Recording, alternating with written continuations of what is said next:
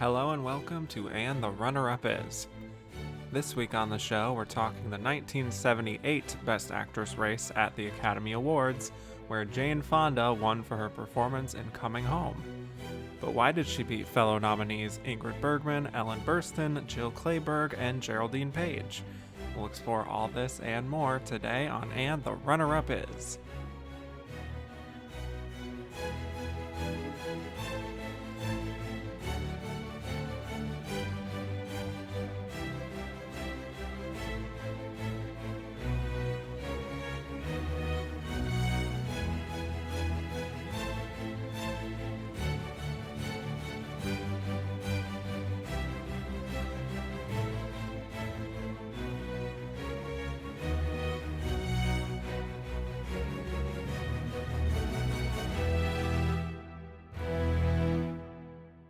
Hello and welcome back to And the Runner-Up Is. I'm your host, Kevin Jacobson, here to talk about the 51st year of Best Actress at the Oscars, which covered the films of 1978.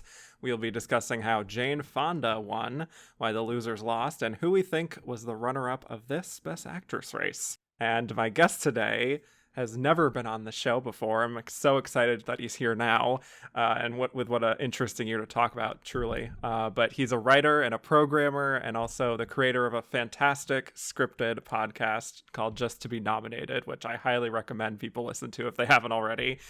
Welcome to the show, Jorge Molina. Hi, Kevin. How are you? Is there usually swelling orchestral music under your intro? Because I feel like there should. It's very, The swelling orchestra music has already happened. Okay. But okay, awesome. But under the intro, it's very should be very Glenn Close and Donald Sutherland. Yes, right. This is true. I'm very, very excited to be here.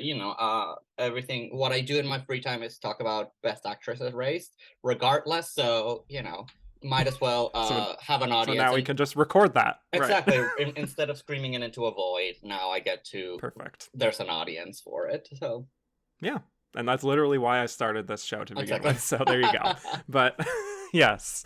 Well, that tees up my first question for you before we talk 1978. Just Best Actress in general. My first question is, what is your favorite Best Actress win of all time? Yeah, that was a pretty easy answer. I think it's almost my favorite Oscar win of all time. I think it's my second one, but sometimes the first. I would have to say Kathy Bates in Misery. Yes. Not sure how often she has been mentioned in a few times. Yeah, so you're not alone. I'm not alone, but no, it's just a combination of the type of role that she won for. It's one of the few horror performances that has actually gone all the way. Mm-hmm. And I fucking love that movie.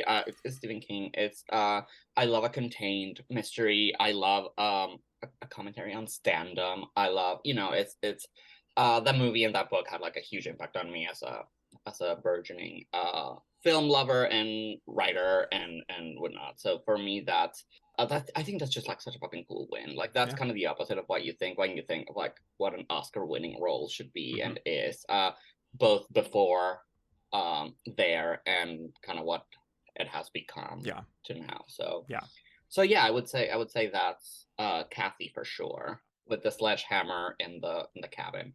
Yeah. Too.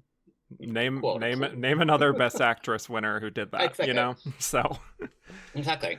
Yeah. I think Frances McDormand would. That's true. In 3 Billboards. That's fair. Energy, but yeah.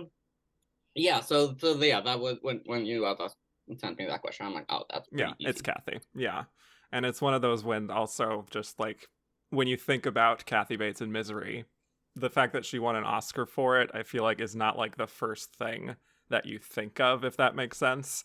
It's just an iconic performance 100%. To itself. Oh no, yeah, and it's and you would think if that movie were to be made today, it's I feel it would be something similar to a Toni Collette in Hereditary, where it would get all the critical and audience support, but I don't know if it would get like all the way to even like a nomination. Yeah. So the fact that she won for it, she swept, right? I Mm-hmm. mean, you'll do that year Oh, yeah. eventually, but like I'm pretty sure she swept. Yeah. Like, Oh yeah. So yeah, that's all a good point, is that like it feels weird that we're kind of regressing when it comes to horror performances being nominated. I yeah, don't know why yeah. that is, but Yeah, I mean, we'll talk a little about Ellen Burstyn today, but like, this is true. you know, she had just come off of one herself, and you know, it's Yeah.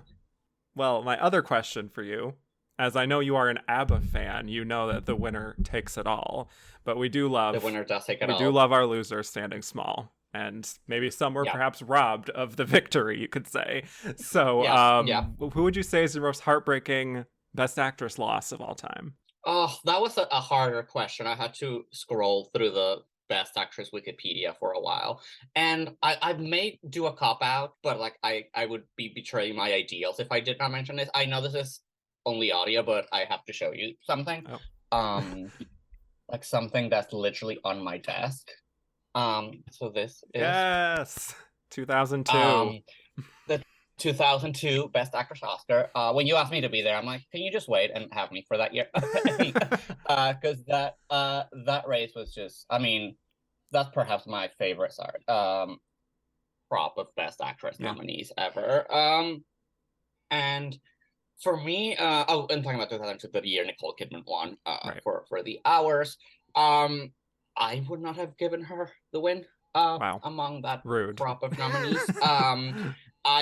It's an all stellar performance, but from those five, for me, it's, I mean, I have to say Salma Hayek because of like, otherwise the Mexican police will just like come take me away. But I mean, I've been in a few years back, like just really, you know, in an appreciation of both what Todd Haynes did in like Far From Heaven, and like that movie has grown and esteem and like in such a special place in my heart that I think I would probably give it to Julianne Moore for Far From Heaven.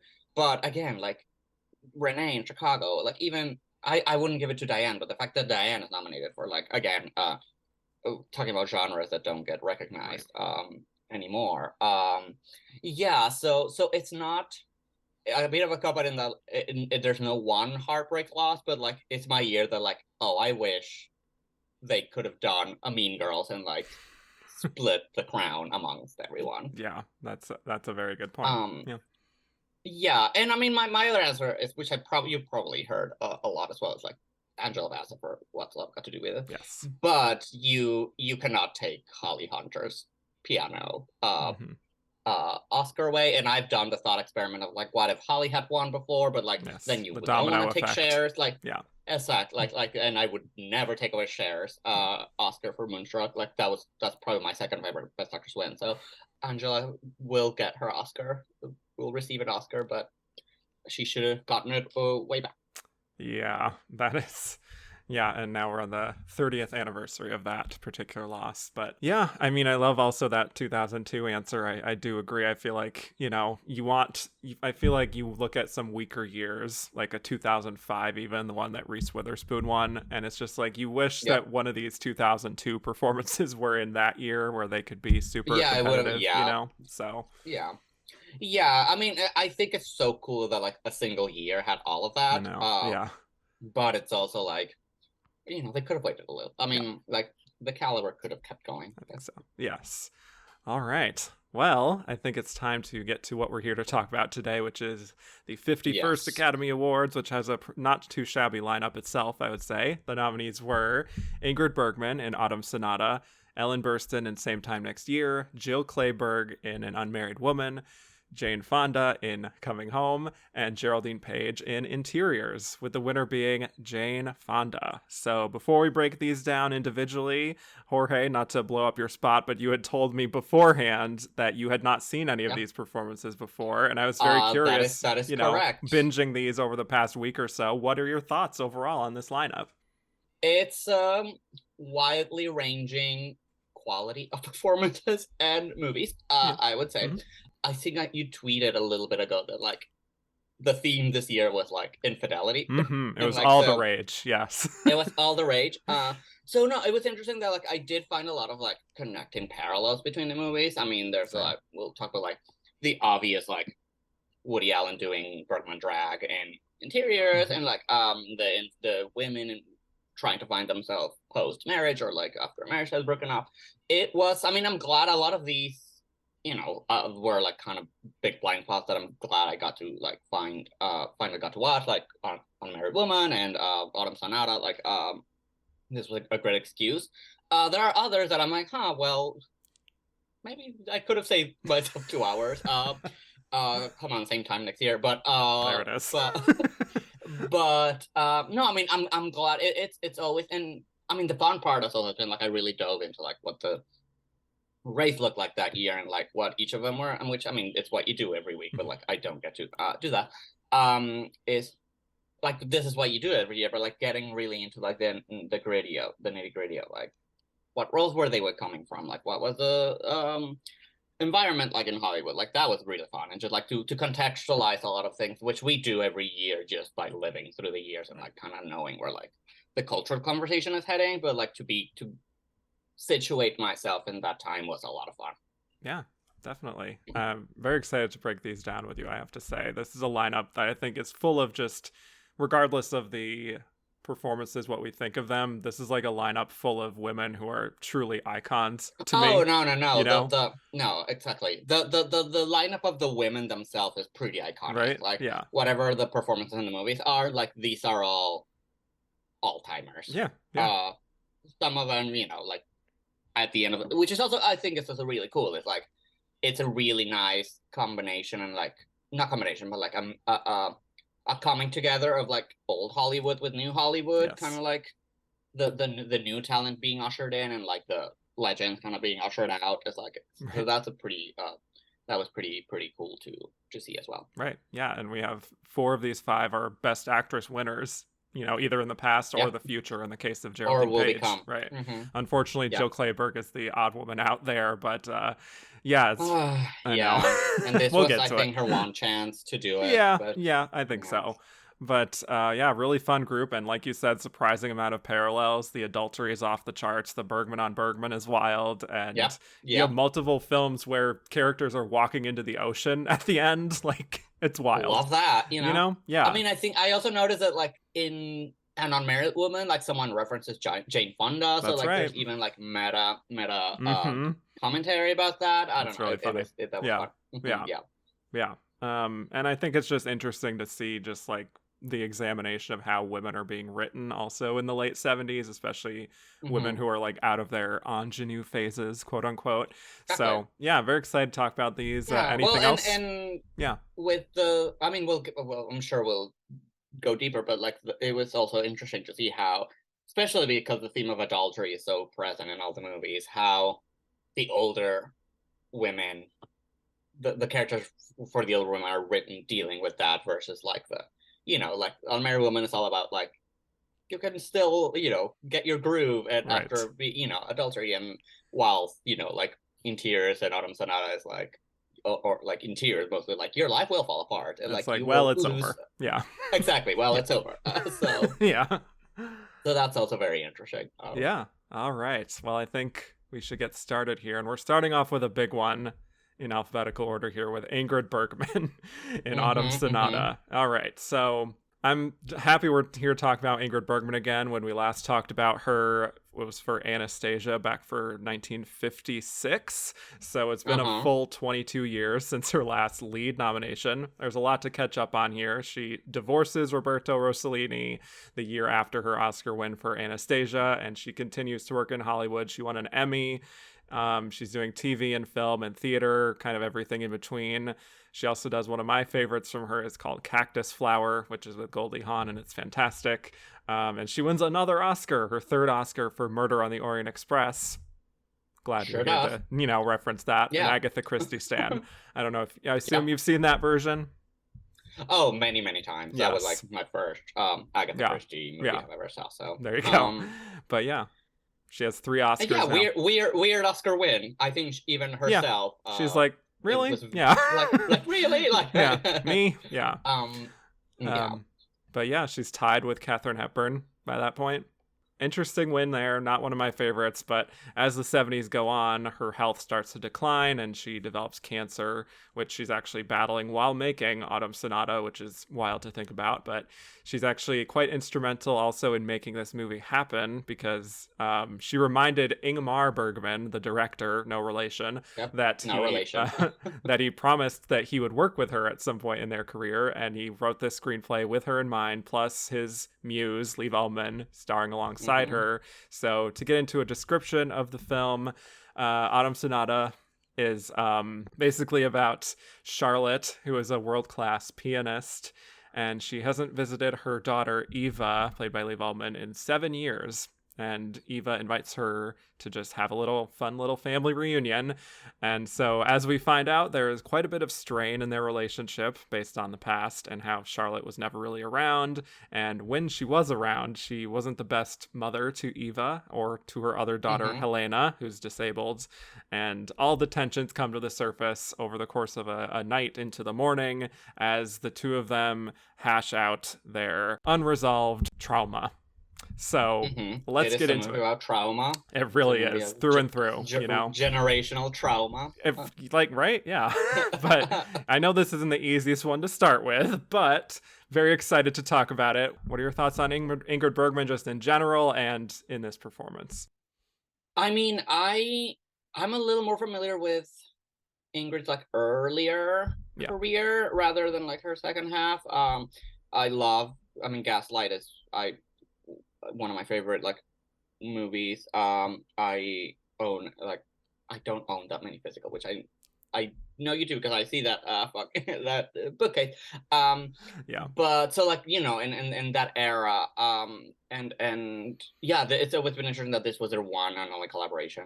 I was surprised how much of a, and I don't mean slow burn in a bad way at all, but like how it really is all bubbling tensions until it explodes. And even then, it's like, I was surprised how empathetic the movie was towards both of them and both the characters and both their relationship. It's never like, I don't think it never judges the characters for making the life choices that they made. And like, and I think at one point Liv Ullmann says something like, once we hash this out, we'll just carry on going like we always have. And like, I gotta say it right now because if I don't say it, like, I'll keep it. But like, it's all very like even her, I don't even feel she's like she's obviously confronting him, but like there's a word in Spanish that I cannot quite translate. But like, it's not like she's just like setting it out, her feelings out there, rather than like asking for any sort of retribution or like payout or like punishment for her mother. It's just like, we're here, let's just like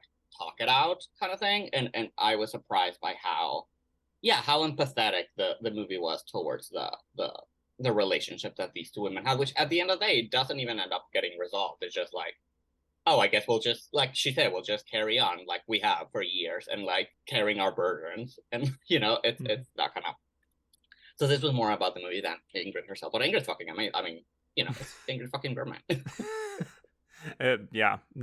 You know, I feel like to come out with the hyperbole right away and say that like, if I were an actress and I had a career like Ingrid Bergman, I think Autumn Sonata is absolutely the ideal swan song, you know, and such an incredible way to cap off a career. This was her final role on film. And I know it shouldn't be this way, but like, what an amazing gift that she was actually given this opportunity in her 60s, you know, just considering how the industry is. Well, exactly, especially back then. But that is, you know, in her 60s, in her native language, in her native country, you know, it really encapsulates herself in a big way. And I bet the role also had like probably a lot of parallels with her own life and her own like relationship with her career and her daughters. Like, you know, like very interesting what Isabella Rossellini has to say about this movie. True. But yeah, no, it's kind of like, and again, it's explosive in a way. Like, of course there is a actual explosion, but like in a much more subdued way that I was expecting.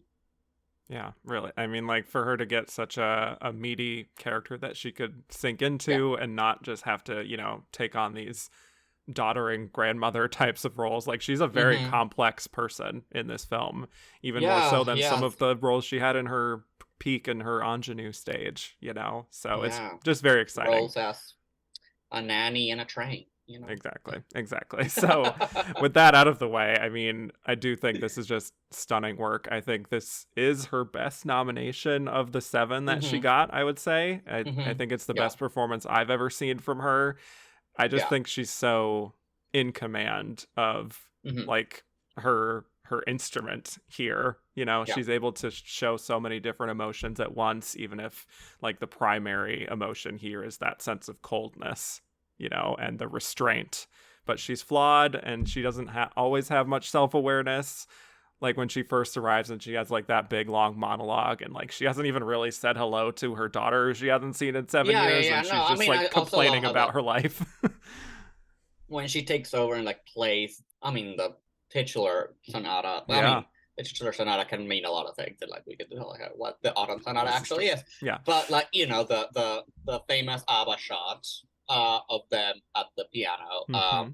You know, that's such a, everything is just in like their two faces and like what they're not saying and like what it's been just building there for like literal years. So yeah, pretty good actress, Ingrid Bergman, huh? Who would have, a fair take. Have told. Yeah. Yeah, but I love how we also see just through the course of the film how she's very gradually kind of humbled and kind of even rendered speechless at points. And there's just something really affecting to me about seeing this woman who's had such an accomplished career now having to, I'm talking about the character, I guess, and the actress too, but and like, exactly. Now having to like come to grips with how disoriented she feels sometimes in her life, especially her personal life, and how she has this very confident sort of facade, you know, but it's like she's kind of as confused and as scared as the rest of us in a way. And I think the brilliance of the film and the performance is how she just gradually opens up more and more without it ever feeling false to me, or like she's trying to get sympathy from the audience, you know? Yeah. No, and I don't even think she opens up all the way, obviously, because I think it's very, she realizes that if she does, she like, it kind of scares her, I think, what it is. And kind of she sticks to her guns and like, you know, ends up leaving at the end. But yeah, that self-awareness was really, really, really powerful. And again, it's this stance of like, I truly believe she doesn't think she ever did anything wrong. And I even don't think, sorry, I forget the name of Liv Ullmann's character, but like Eva. Eva, I don't even think Eva thinks she did anything wrong per se. It's just like, look, what you did and how you did it just like fucked me up. And again, just back to it, like I don't think there's a sense of judging her, which I think it's also quite tender and like moving to see, like seeing her realize like, oh, like what I thought I was doing actually ended up hurting a lot of people, but like that's what I not even could do, like I did, and like, you know, like just grappling with that. Yeah, exactly. And you also are seeing like her interesting feelings about her other daughter, Helena, as well.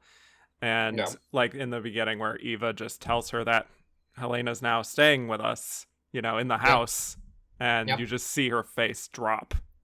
And it's like she's struggling to even know what to say at a certain point. And it's almost like she's offended that Eva didn't warn her about it.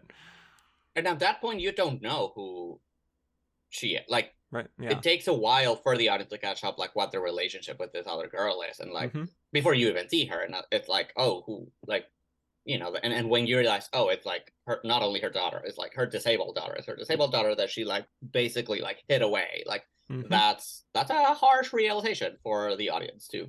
Yeah, you know? Certainly. Yeah, but it's just, like, there's a coldness there that I feel like she really developed after all those years on the road, maybe. And she's just, I feel like she's kind of resentful about the sort of societal expectation of the role of like as a mother versus wanting to follow her passion as a pianist. And she has this way of sort of just of registering the discomfort that she has with this whole situation that is very subtle but so effective at the same time, where you really just understand the history of this family, even when they're not talking about it, which they do talk about it a lot, but you also see it in their faces too. Yeah, no, but you can, from the moment they arrive, or even before, from the moment, like, even thinking about inviting her, you sense the family baggage, just in like the way she talks about her and like about inviting her. And yeah, just the moment like she arrives in that cab, it's like, oh, there's a lot here. Yeah, especially with her kind of fabulous outfits and everything, and how she has a special dress for dinner and everything, Yep. There's a lot going on there. But to go back to the piano sequence, which I think is such a standout from both of them, which, by the way, why is Liv Ullmann not nominated? I have no idea how that happened, but yeah. But just like her face journey of watching her daughter playing the piano, I think is really incredible, because it's like, at first she's like, okay, I'm giving this a chance, and she's almost moved at a certain point, but then she's like, like she's a little disappointed in the technique. And I don't know, it's just like, even after all these years, like all these decades later for Ingrid, she still has such a beautiful kind of expressive face where she's really feeling something. And then what she says after that, where she can't help but to critique her daughter and is talking about like showing more restraint with it, obviously speaks to like her own approach to how she's interacting with her daughter. So of course there's layers there, but you see it in every interaction with Eva, how she doesn't show any sentimentality. She doesn't have that traditional motherly kind of personality. And yeah, you also see it even like when her very intense expression when she is playing the piano too, how it's like there's no emotion there. It's just very I love the parallels of like her seeing her daughter play the piano and then her daughter watching her play the piano, and just like the difference in those. And like, yeah, Eva's just like almost like she's pained watching her mother, like the sense of like, oh, I'll never be able to do it like she does, but like it's not just this, just like everything. It's everything. I'll never be able to do it like she wants me to. Like I'll never enough. Like the Greatest Showman told us. There you go. Yeah. I know. It was about that movie. That song was about that movie. Yes. And it's like, yeah, you also, I think Eva even says at one point, like, I don't know what I expected, to happen really with this. Like, they're just kind of falling back into their old habits, even if it's been 7 years. It's like, yeah, this is kind of... Which, very relatable. It is. Very realistic. Like, going back uncomfortably to seeing a parent and, like, just falling back to old patterns, no matter how much time has passed or how much growth you think you have gone through. Like, it's so easy to just fall back into, like, old dynamics. Right. Yeah. So, I mean, she's great in her big opening up moments, as much as she can open up, where you see some of the ice beginning to sort of chip away. But again, not too much. She still keeps her composure, especially compared to Liv Ullmann, who's just like completely spilling her guts out about everything and anything. But she's also such a great reactor, too. Like when Eva's telling her that she's like just as resentful as she is, that she took all her own failures out on her, and she's just like stunned almost. It's this realization that, like, again, she doesn't think she ever did anything wrong, and then like that confrontation of like, oh, actually it may have not worked out the way I thought it had. Her realization reactions are some of the best. Some of her best work in the movie. Right. And I also love when she mentions how, when like growing up, I think she listened to, it was only through music that she had a chance to really show her feelings as a child. And she also feels kind of emotionally stunted in a way. So I found that to be one of many of the things we'll talk about today. Something that is very memorable is that sense that like she's grown old, and like she has this old appearance at this point, but she doesn't really feel like that. She kind of is like in an arrested development kind of like state in a way, and that she never fully grew up. I found that to be very profoundly stated by her. And I think we actually get to see some of these moments. They're very they're not extended flashback sequences in like that they are actual scenes, I would say, but they're just like quick moments and quick flashes of Yeah. like almost tableaus of like, we just see like a quick moment between like a mom and a like young child and a mother, just like kind of like reflecting without the like emotional weight that we know it holds. Like it probably is just like a meaningless like kind of image, but like it with the added, it's I love how those little moments were like scattered throughout. Right. Which doesn't always work in some films, Yeah, but I think exactly. it does here for sure. Yeah, no, and I'm glad it was like, again, that it wasn't full flashback sequences, that we Right. didn't get to like see that, that it was just like almost like memories, like Yeah. little And we don't like even really jolts get of memory. close-ups even. Like it's very far Exactly. No, no, away. no. It's like Yeah. it's like far away. It's like painting, like Right. tableau, like Yeah. um, where you just like get to see like the little flashes of these moments.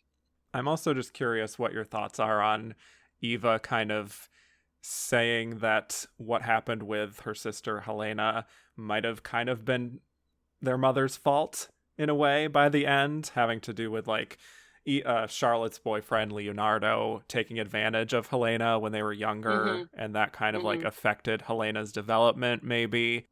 I think that was just her way of maybe expressing as succinctly, or like even as I think that's the moment she gets closest into like actually wanting to hurt her mother. I think. Yeah, Like I think so too. I don't know if she actually like believes that, but I think that was the way of expressing this sentiment of like you gave up on her, or like what like you yeah, you gave up on her basically, like you messed up with me, but you really messed up with her kind of thing. Right. And like yeah, I think that was the one moment where it was like, oh, like it's not even what she's really angry. It's not about like obviously her own upbringing, but it's more about like her sister, and like Mm-hmm. that's what really burdens her.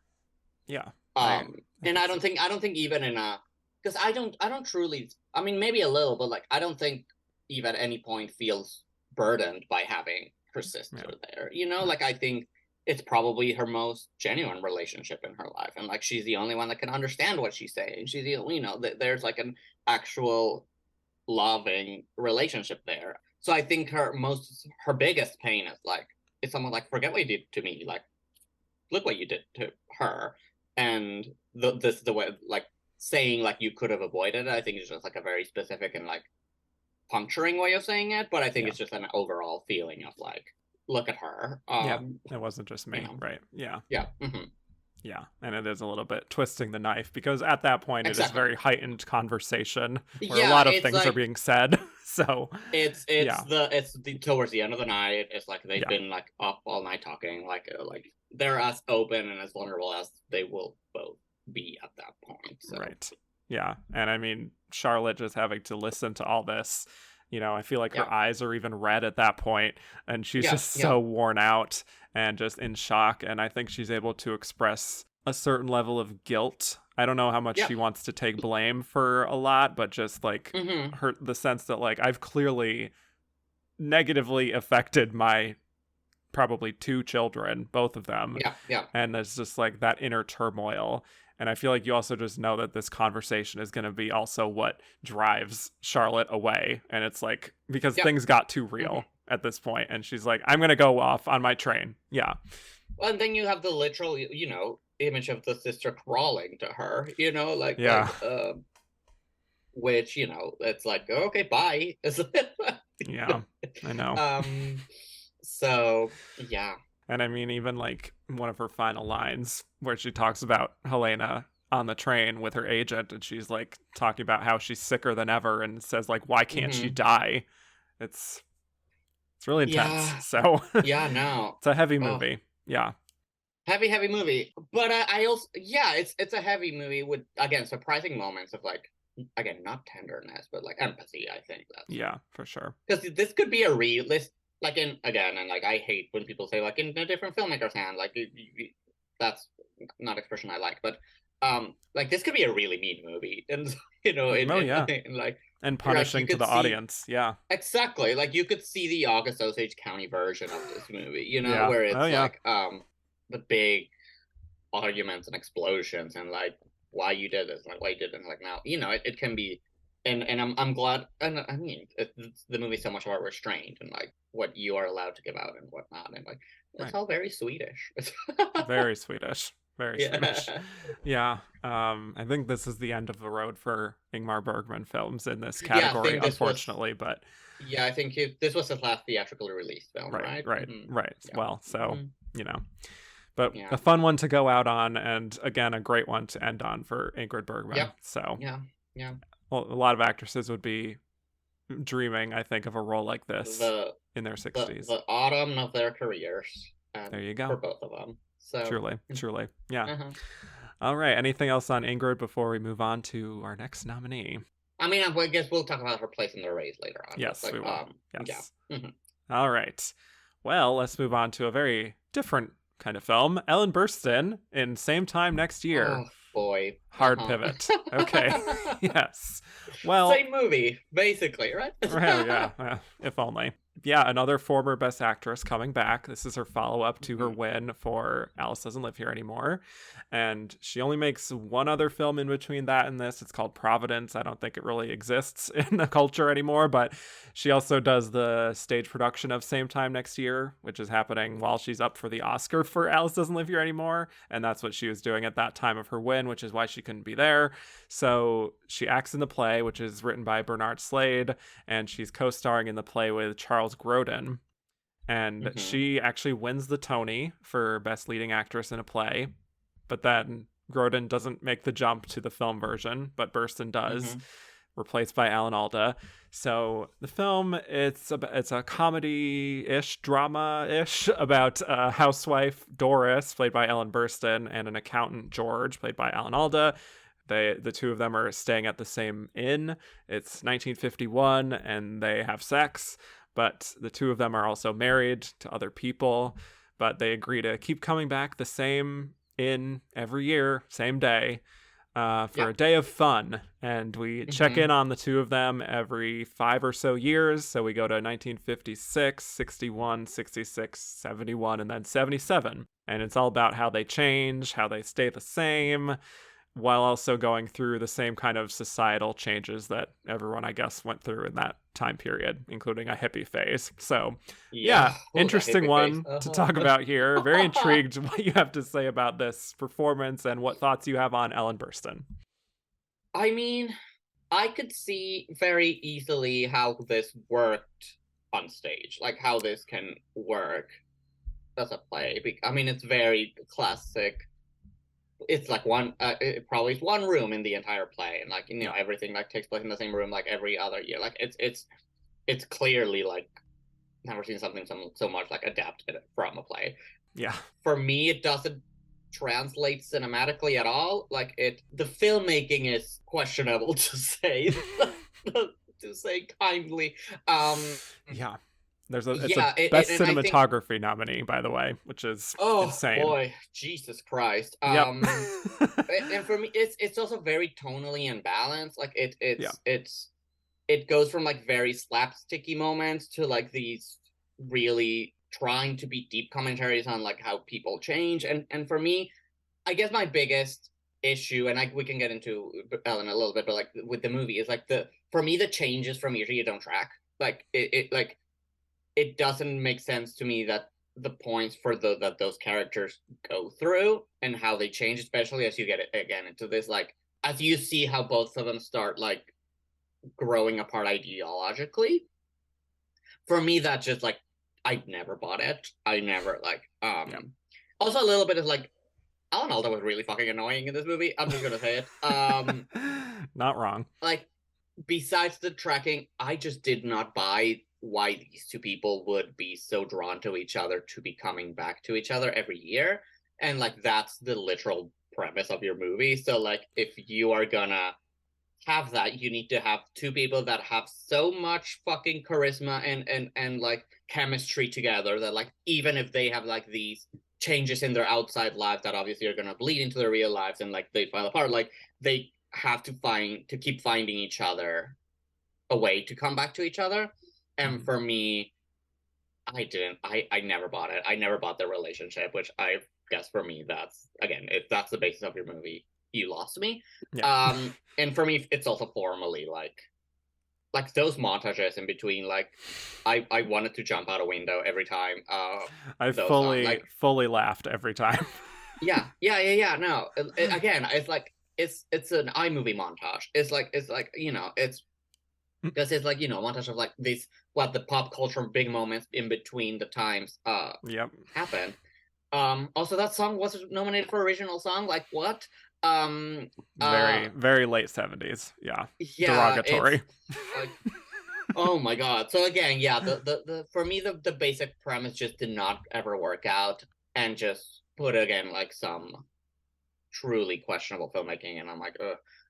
But I Yeah. will say Ellen is the best part of it. Like Okay. Ellen does manage to like bring out the most human moments in this character, and like I do think she grounds the movie as much as best she can.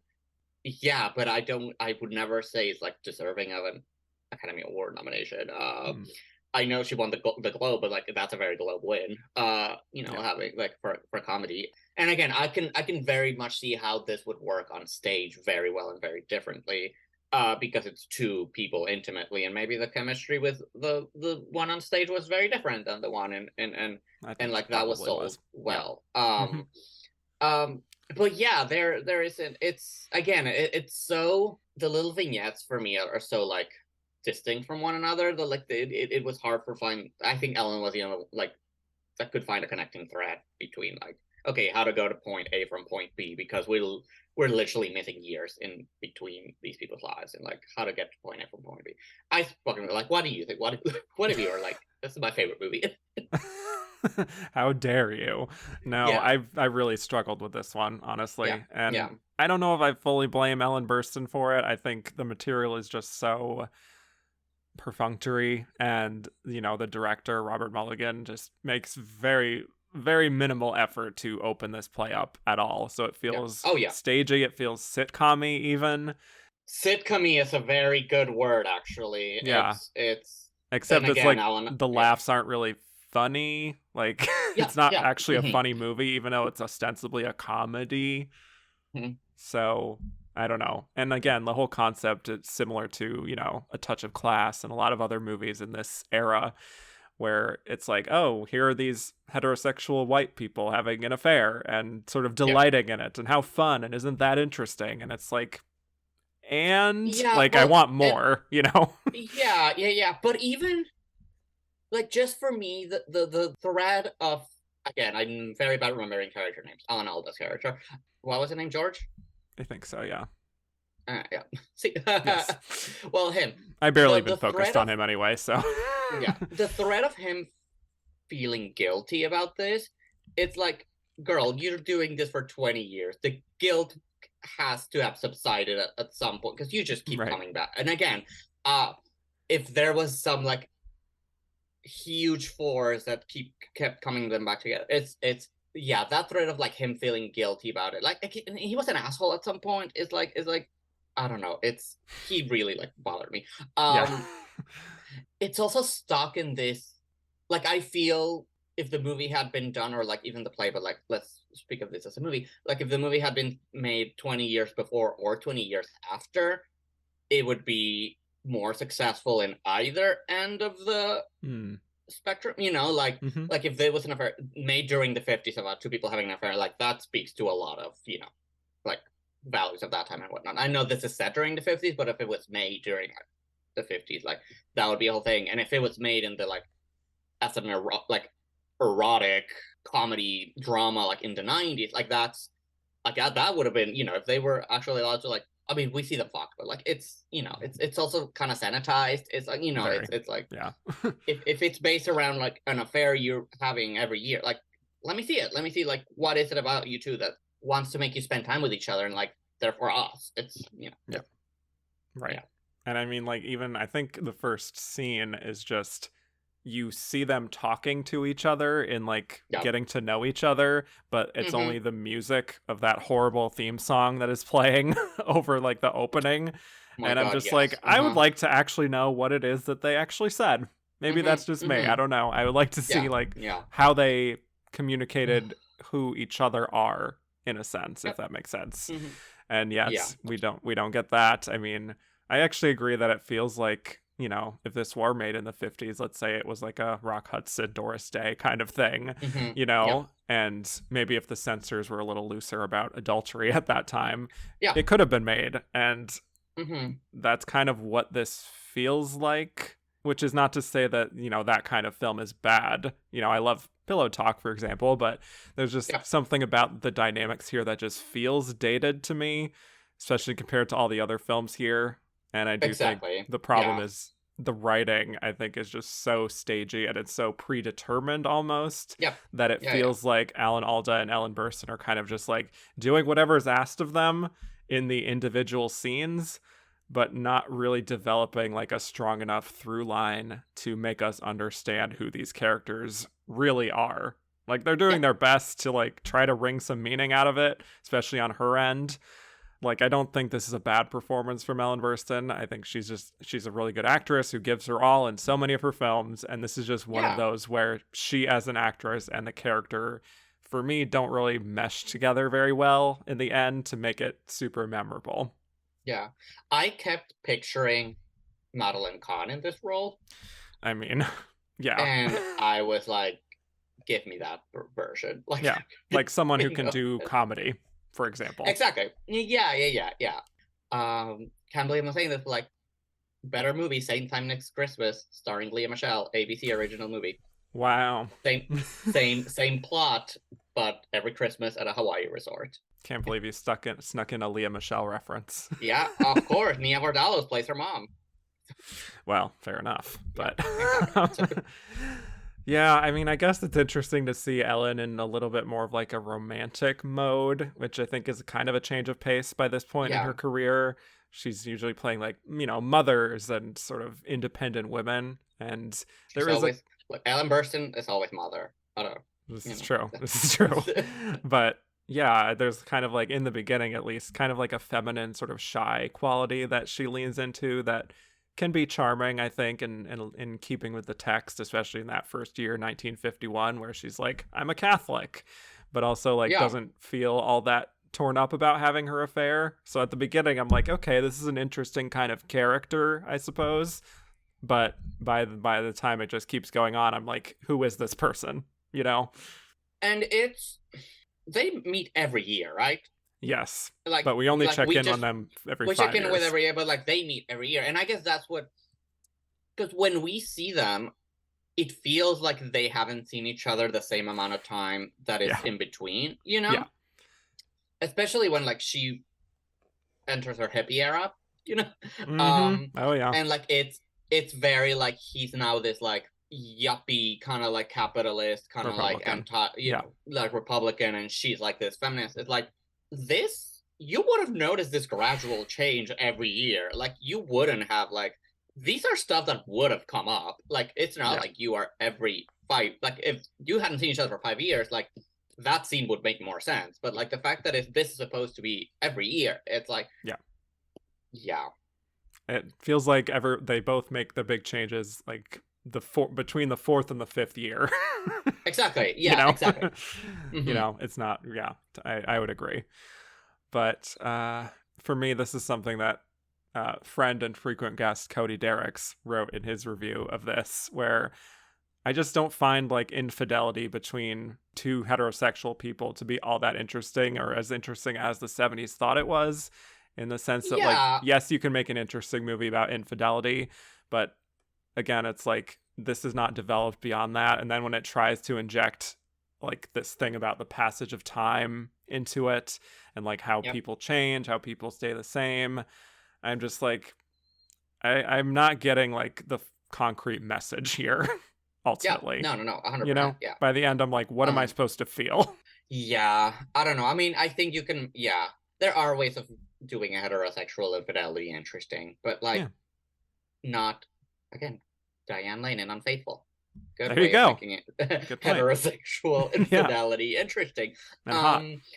And hot. Yeah, exactly. But yeah, you can't just, again, especially when like they're recurring, you're just going to keep pounding them like how bad they feel about it. It's like, babes, just like give in. At least have fun. Right.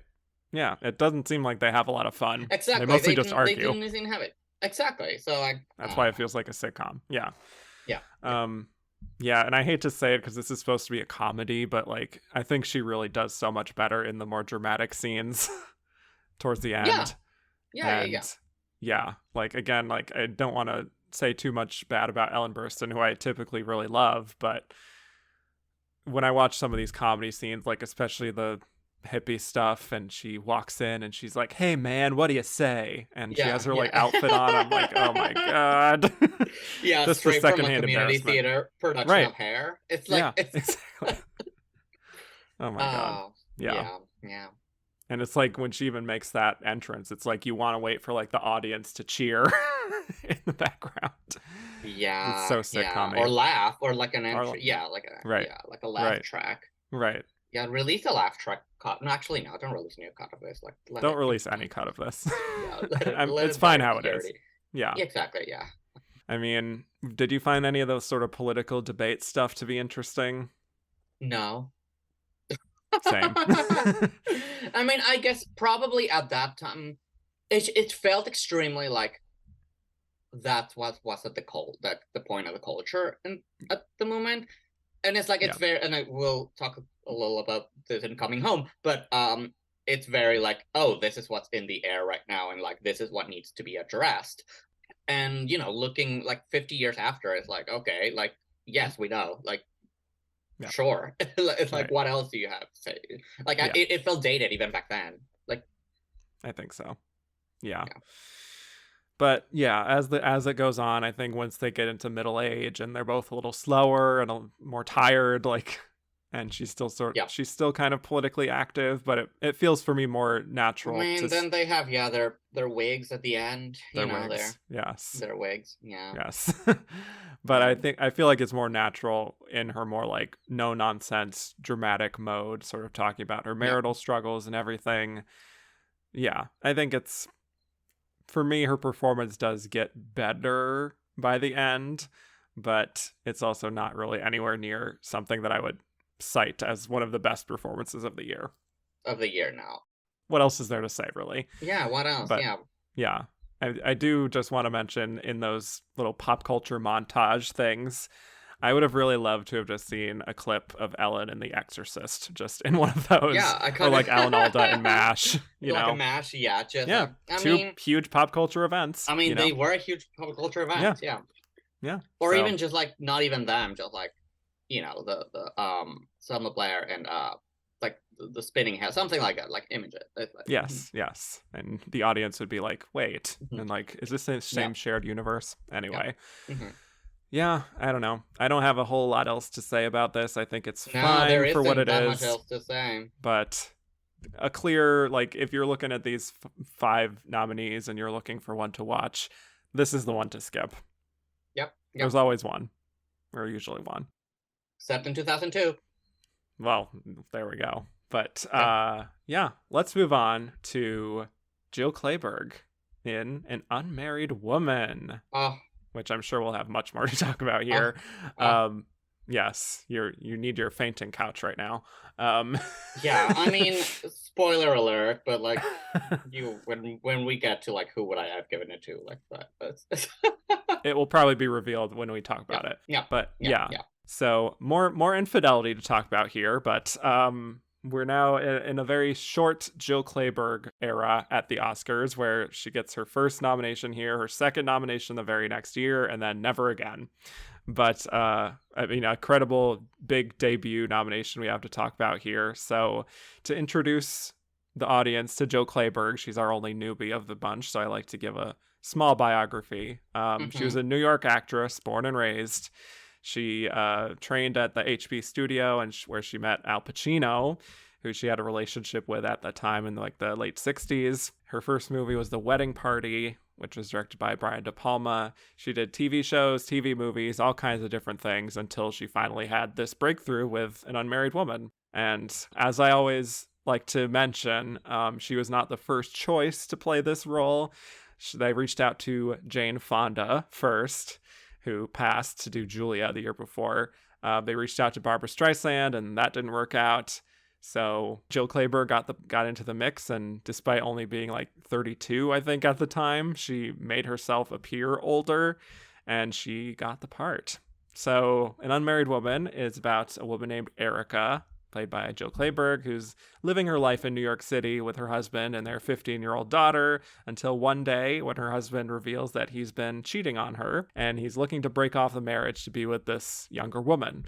So she's left having to pick up the pieces, and she tries dating again and tries to be a more self-actualized and independent person as best she can. So yeah, let's talk Miss Jill Clayburgh. Also, just before I forget, more trivia for you. The mother of Lily Rabe, a great Nepo baby there. But yeah. Oh, I did not know that. Wow. No, yeah. That makes complete sense. They look right? exactly the same. Yep. exactly. Uh-huh. Yeah. Just saying. Just wanted to throw that out there. But yes, what are your thoughts on An Unmarried Woman? Before we go, because listeners will be hearing, I called Linda Blair Selma Blair. That is a mistake. I'm sorry. Yeah. You're good. Sorry. I just don't want my mentions to be full. Yes, that's fine. Of angry stamps.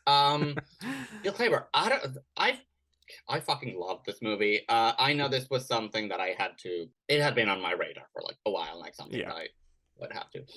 I described it as like if the opening credits of a sitcom were a feature-length movie.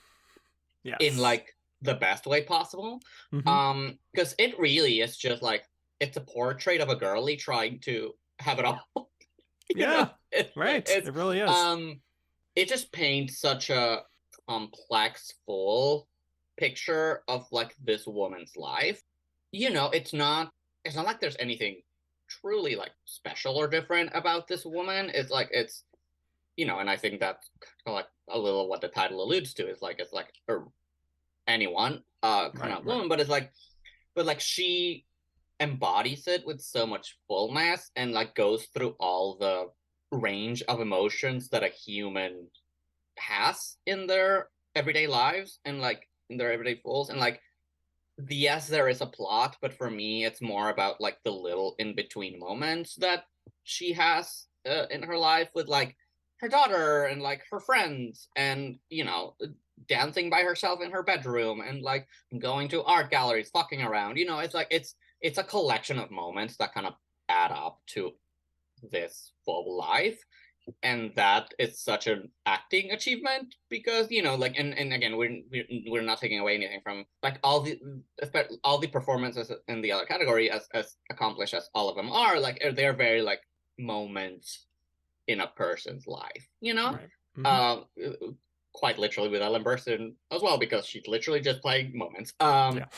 But it's like pivotal points or like transition moments. It's like it's about a point in their lives rather than like where this is just like every moment in her life. I kind of feel like it's so it's joy. Like she's joyous and she's heartbroken and she's confused and she's angry and she's hopeful and disappointed and relatable. Exactly. Like there's like many, she goes to therapy, she like talks about her problems, she like doesn't have, the therapy scenes are fucking incredible. Yes, they really are. It's a movie where, and I hate this, but like where quote unquote nothing happens, but like everything happens because it's just like, I don't know, I love it. Yeah, I love it. Yeah. Great film.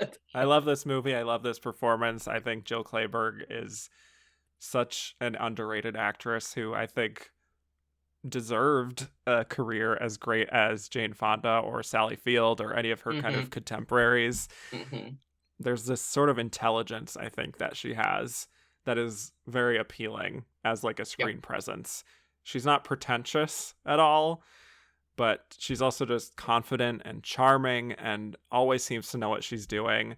And I think in that way, to relate it to someone that you really like, I know, Jorge, she kind of reminds me of Christine Baranski in a sense. She does. Yeah. Wow. Yeah. Yeah.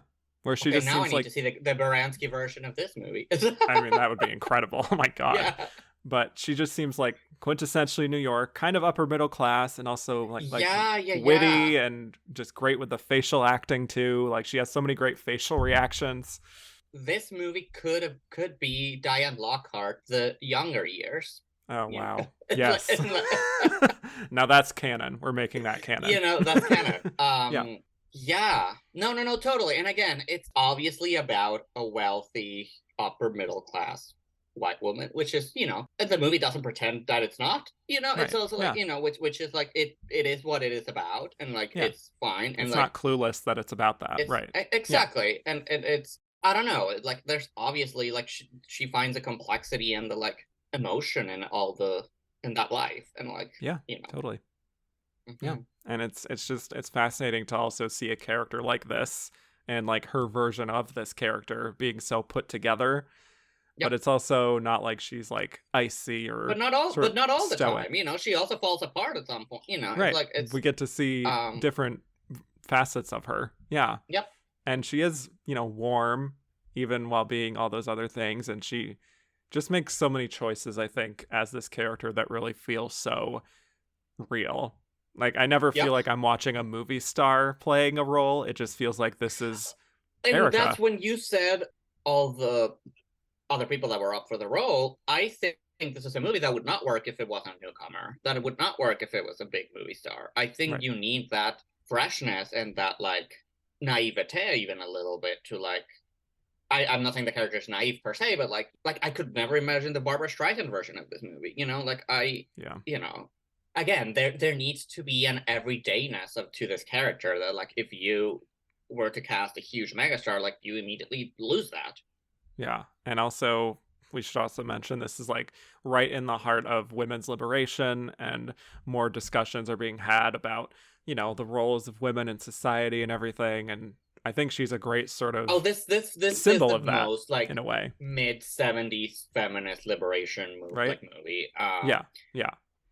And because it's not, I mean, it is about that, but it's also like, it's just about a modern woman living her life, which again is like, it's very opening of Mary Tyler Moore Show. It's like, it's like which I love, but it talks about the issues of the time without making it about the issues of the time. Yes. It's very much, it's modern in a way that it's set when it's set, and it's such a good reflection of when it's set. Right. Does that make sense? Definitely. Yeah. And even like her openness with everything, like when she just takes off her shirt after coming home from her like visit with the girls and everything. Yep. Like just the super casual, like even nudity of everything. She's so open and free and just, I don't know, cool. I think she's cool. Like, Yeah, really. no, I mean, of course. And again, it's also such an interesting contrast with the other nominated performances, especially the older actresses, where like, Oh, yeah. all what they're about is like closeness and restraint and like keeping up appearances and like trying to keep it all together. And like, she's all like, if I need to fall apart, I'll fall apart, but I'll just pick myself back up. It's Bingo. Right. Yeah. She really reminded me in this like a to Leland Palmer in All That Jazz. Oh, interesting. Like Wow. I like that. that dynamic, like that. I don't know All That Jazz is my all-time favorite movie. I've seen that movie so many times. So like, those performances were very attuned to each other in a way, and it's like, if that character had her own kind of like look into this, I think it would look very similar to what this is doing. I would have loved to have seen a spin-off, a day in her life. Yeah. Exactly. Yeah, and they came out around the same time. There's Fosse Verdon. So. This is true. Yes. But yeah, they came. Yeah, they're a few years before. So yeah. So I mean, I also really love, obviously, this big scene where he reveals that he's been cheating on her and wants to leave her, and he's basically like begging for her sympathy. But I love just her reaction. I think it's so perfectly played because she's obviously kind of shocked by it. She's thrown off, but she doesn't let on too much. And then she has just the most disgusted look on her face. Yeah. Well, and then I love that she walks away, and then the moment she turns the corner, she like crouches and falls apart, like quietly. It's like, it's. I love that journey through the street. Yes, really great. No. Again, it's also such a New York movie. It's about like moving in the city and like doing one of my favorite scenes is her friends reading through magazines in her bedroom, and shading Jane Fonda. And shading Jane Fonda, exactly.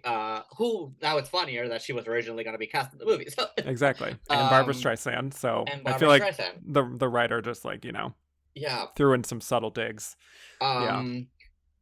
But yeah, and like I think Kelly Bishop has that incredible Hmm. scene, but Kelly Bishop. Oh my God. where she's like, I'm what's the like gist of the scene is like, I pretend that I'm fine all the time, but like Yeah. I'm that like nothing bothers me, but like everything bothers me. Like I'm not brave. I'm not like, Right. it's like I'm scared. And that was, I get it's also very like the way the movie's cut and the way the movie's structured. It's like a collection. Like you just jump from moment to moment. You just like kind of like loosely follow this woman through her life for like what is like a couple of weeks, couple of months. Like what, Yeah. like how is the timeline of the movie is that Yeah. It's a little confusing to exactly how much yeah. time has taken place, but yeah, Yeah, like but I would a few say it's months. maybe like a couple of few months. Yeah. And yeah, and it's just like it cuts from like them having fun reading the magazine to like Kelly Bishop falling apart, and then it just goes to something else, and it's like it keeps coming back. I don't know. Yeah. It's also so smartly structured, and like the pace and like how it brings you into the rhythm of this woman's life. And I also just love, I feel like it's become like, yeah, kind of a trope at this point, but just that she has her girls, that she could sort Yeah, of exactly. rely on, I think is Yeah. very refreshing compared to maybe similar movies to this at this time in particular, where it's just like the woman is just going to retreat into herself basically because she doesn't have anyone else. Like Doesn't she have has anyone. her support system, and she's always Yeah. going to have that at least. So Yeah. that's nice. But Yeah. I also really like her relationship with her daughter. I think it was one of the yes. most genuine teenage relationships and like teenage characters I've seen. Hmm. It's playing teenage, like writing teenagers is tricky, and like and I think she was like precocious in the right ways and like childish in a young way. Like it was very well captured, that moment of like jump from childhood to adulthood and like that in between moment, and like yeah, it was I also really liked that dynamic. Yeah, Lisa Lucas, I think, would have been a great Yeah. supporting actress nominee. Yeah, Just saying. and I like also the fact that it's never like, yes, I hate your dad, but you don't have to hate your dad. Like I Yeah, hate, like right. he left me, he didn't leave you. Like that Hmm. feels also very like turning point in terms of like what divorce was and like how divorce could look like. Hmm. Yeah, it's a very mature It's way of looking at it. Yeah, exactly. yeah.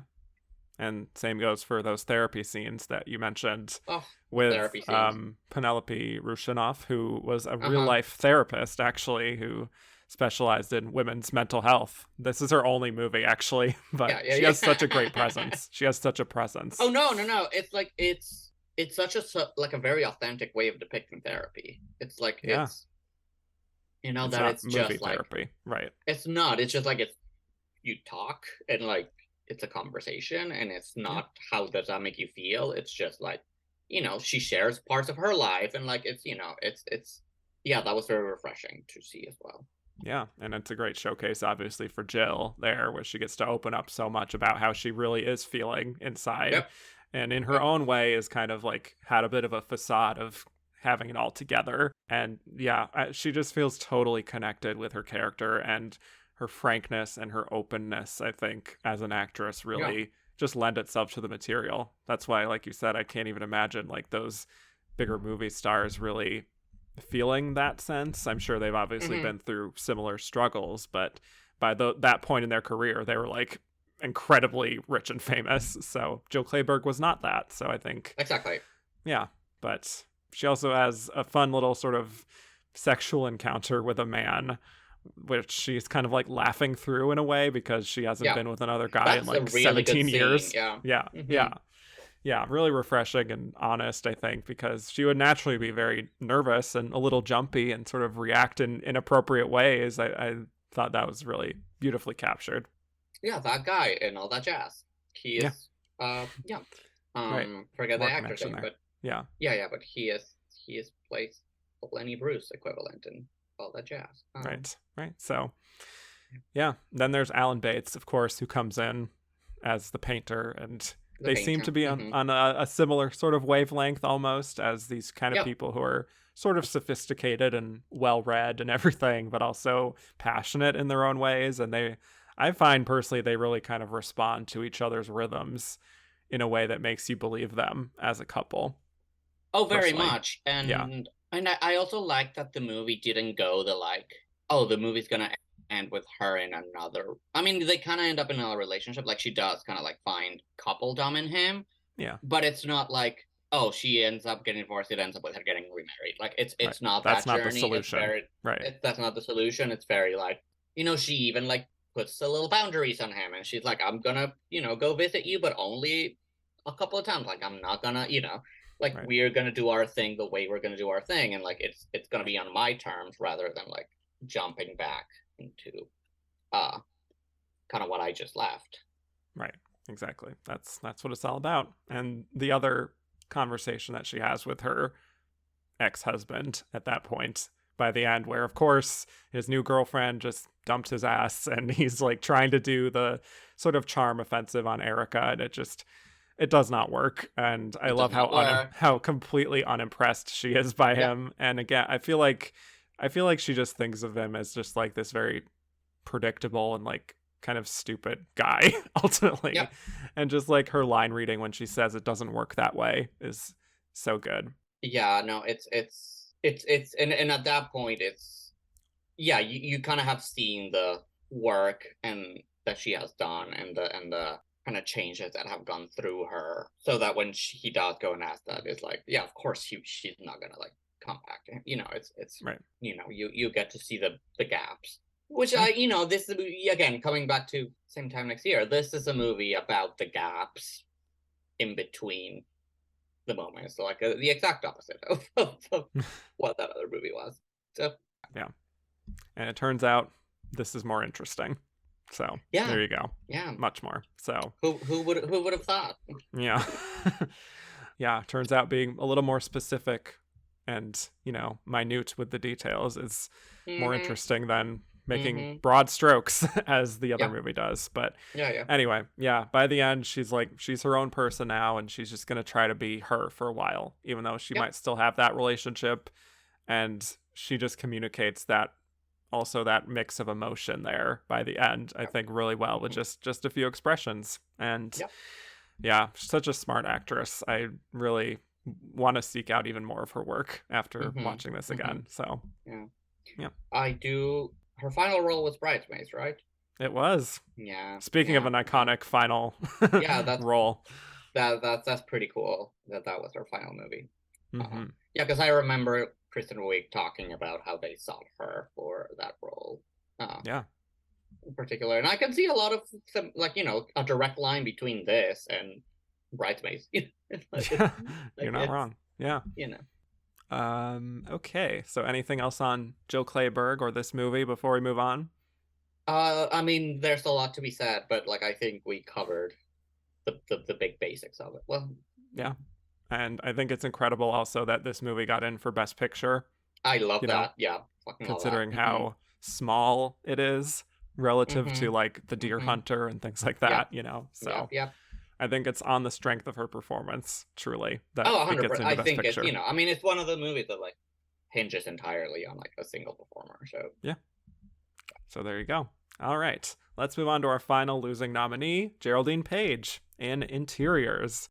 So, it's been a little while since we've talked about Geraldine Page. Not as long as Ingrid Bergman, but her last lead nomination was Sweet Bird of Youth in mm-hmm. 1962.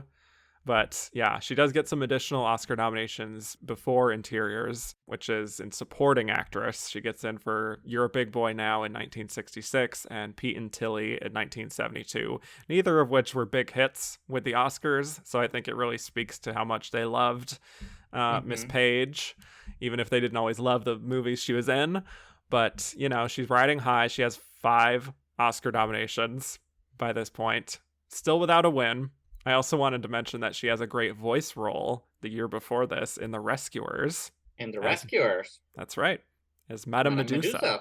Yeah, Uh-huh. Uh-huh. which I think may have been a rarity that like a movie star at that time would. Yeah, she was one of the first ones to Yeah. do that. Yeah, then she gets this plum role here in Interiors, which is an ensemble film directed by Woody Allen, but this is not like anything like his comedies that he released before this. This is dead serious, fully dramatic, and also very much inspired by the films of Ingmar Bergman. that Oh, are it's about, a Bergman drag. yeah, yeah, You know, it's cosplay, truly. yeah, yeah, And, yeah. you He will know, say otherwise, but like it's yeah, drag. It's yeah. So it was a big change of pace for people. It was received yeah. with somewhat mixed reviews, but the performances were largely praised generally, especially Geraldine Page and Maureen Stapleton, who is in the supporting actress category. So yeah, let's talk interiors. It's about a upper middle class family. Eve, played by Geraldine Page, is the matriarch of the family. She's an interior designer, and she has a kind of domineering presence, which creates a bit of a fraught dynamic with her three daughters in terms of living up to her expectations. But then we come to find out that the patriarch, Arthur, left Eve and the family because he was unsatisfied, which really caused Eve to unravel and sink into a depression. And the film is pretty much about Eve trying to get back together with Arthur, even if it's a lost cause, and how their children try to sort of take care of her after she tries to end her own life. So heavy Yeah. stuff once again. Let's talk interiors. Again, much to unpack here. What are your feelings on Geraldine Page and this performance? Geraldine Page is one of my big actress blind spots, actually. I Hmm. am not too familiar with her oeuvre. I feel like I need to really go and dive and like catch up on her. The one iconic movie that I will cast. Have you ever seen Whatever Happened to Aunt Alice? I have not, even though I want to. Okay, yes. It's the spiritual sequel, obviously, to Whatever Happened to Baby Jane. Baby Jane. Yeah. Geraldine Page and Ruth Gordon. Mm. For me, it's the better movie of the two. Okay. But it's like hagsploitation at its peak. Sure. It's like Yeah. it's Geraldine Page like overacting the house Hamming it down up. boots. Yeah. It's Yes. campaign.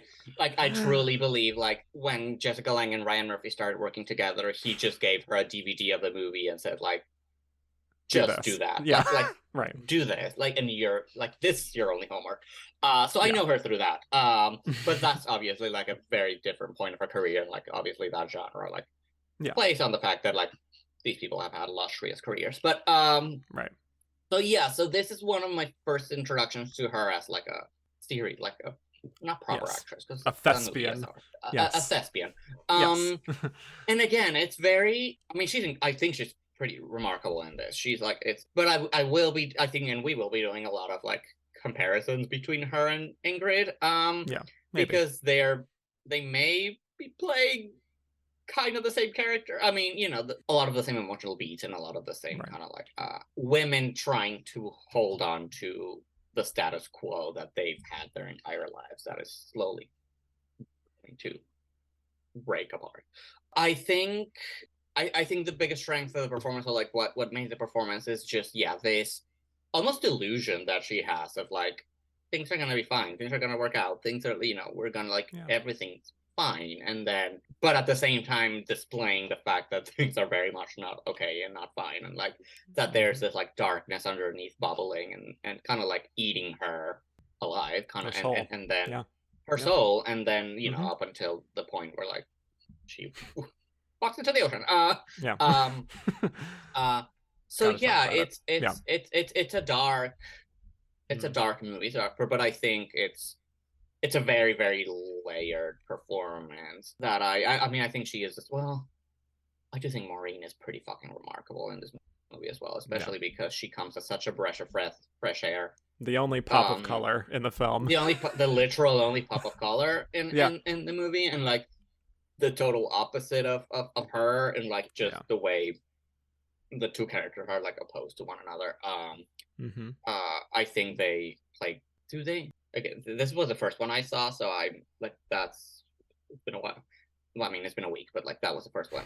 Do they share any scenes? Do they share scenes? No, Do I they? don't think so. No, they don't. Right? No. No. No. But yeah, so like the contrast of them two is pretty remarkable. Well, I mean, I think this is also just a fascinating nomination in this category because she's technically not in it a whole lot, Yeah. And to reference Screen Time Central, she actually, this is a trivia fact for you, has the second shortest amount of screen time for any Best Actress nominee in Oscar Oh history. shit! Yeah, only like Who's the 20 first? minutes. Eleanor Parker in Detective Story by like 20 seconds. But Okay. it's Well, wild. but I think it speaks a lot of her performance that it doesn't feel that way. That Yeah, she that does was going to have be my next such point. a Yeah, right. that she has such a hold on the story and on the other characters, because so much of what the other characters and what the daughters are about is like their relationship with her mother and like trying to look after her or trying to not look after her, and like how is she Yeah, feeling, how is she taking the news, how is she doing, so like her presence is still felt like yeah, all totally. throughout the movie.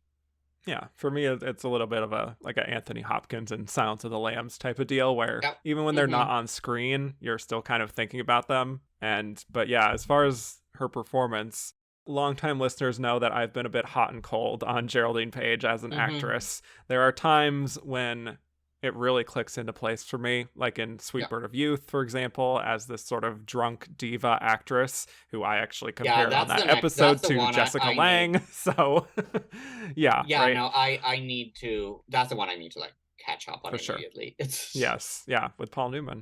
But yeah, there's also like, Summer and Smoke is another lead nominee for her, where there's just something a little off for me there on that one. But Interiors, I think, is a step above all of those other mm-hmm. nominations and other even films that I've seen her in prior to this. I find that there is a level of darkness that just hangs over like every scene that she has, Yep. where she really does feel like she is struggling with depression on a deep level. And even if she has people around her, they are not giving her the help that she needs, Yep. really. Yeah. And even the ones who do, they come to resent her and tell her she's been awful her whole life. And it's Yeah. like, Yeah. okay, well, what does this woman have Yeah. at this point? Yeah. And it's like she's just stuck in this like negative like She has vortex. lamps, you know? Yeah, she does have her lamps. That's Mm-hmm. something. But Yeah. yeah, she just can't really get out of that vortex, And I think she just makes great work with her face too, which is so tight. Like, because her hair is pulled up in like this tight bun for the Oh, the entire bun. film. Oh, the Yeah. bun. And you see Yeah. like the lines on her face and just the weariness in her eyes. Like, she just looks so spent. She's so tired, and Mm-hmm. Mm-hmm. it's kind of draining to watch for her, just being like stuck in that loop of like wanting to be with this man who does not want her at all. Like, that ship has sailed, honey. Like, it's over, but she keeps Yeah. trying, and it just like it drives her literally crazy, Yep. She's mad by the end of this film. So, yeah, I mean, even if, the film might not work for some people, or you find it pretentious or just trying to be Ingmar Bergman, Yeah. I do think that Geraldine Page finds like an emotional truth in her Oh, performance. 100%. Yeah, Yeah, I mean, when it's not trying to be Bergman, I think the movie, like many Woody Allen movies, is like, for me, too much like him writing himself into the movie. yeah, But I think really with the Sam Waterston character, it's like, okay, like, well, you could have just played that. I know. It's true. Like he even looks like you. It's Yeah, but so I think the essence of what the movie is about is really carried by her, and like I think it's a little like, yeah, the like there aren't many peaks and valleys in the movie.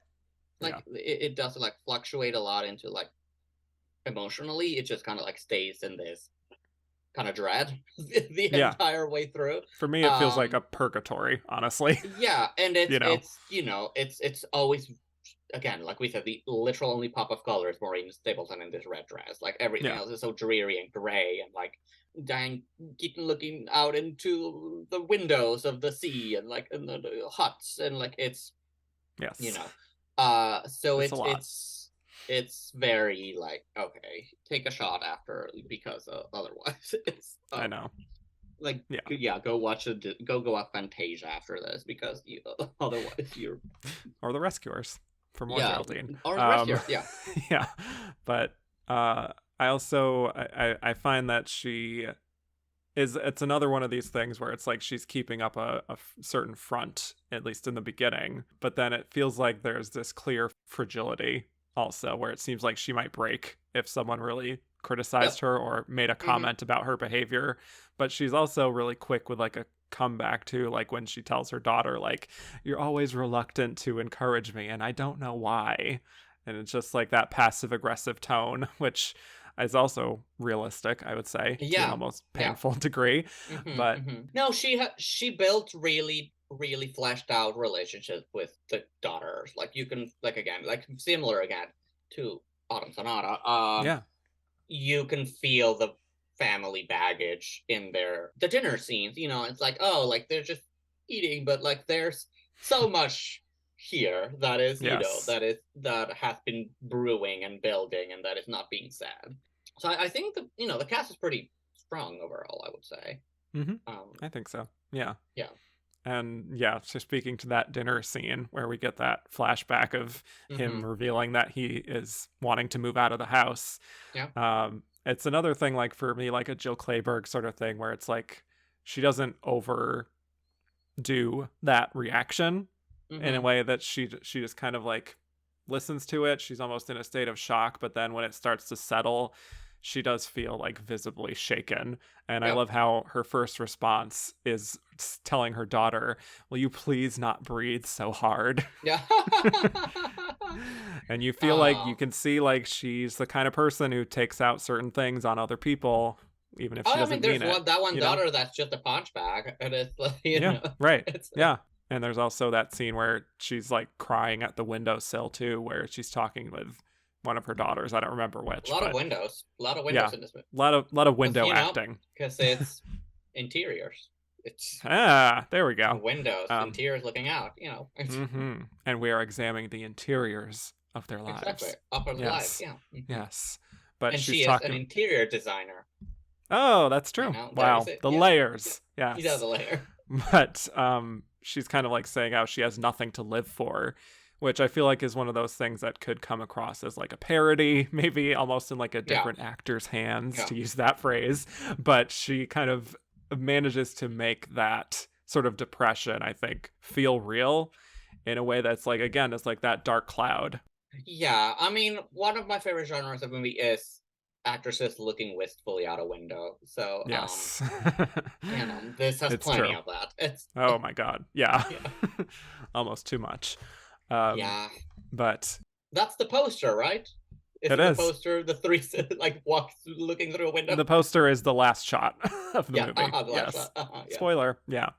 yeah, But she, again, it feels like she seems to understand that level of heartbreak and like yep, rejection, even on like a deep level, and is really channeling that in a way that feels internal rather than like external kind of posturing, if that makes yeah, sense. yeah, Like yeah, I yeah. know she's a method actor, and I think you can really feel her using some of like those past experiences to get into the mindset of this character. Yeah, oh, So imagine that shooting. Oh boy. yeah, exactly. But was there a scene for you that you felt like she really was able to externalize the most for you that really connected to you personally? um, I really like the church scene personally for I her. was gonna say the church scene. The Yeah. church scene, I think, is because I think that's the moment where like this delusion breaks for her, where it's like where it's been made clear to her, like, yeah, this is not gonna happen. Like, and I think it's something maybe she already knew, but like she, kind of had to keep herself not holding on to something to like that maybe, and that's the like, no, like that's not gonna work out anymore.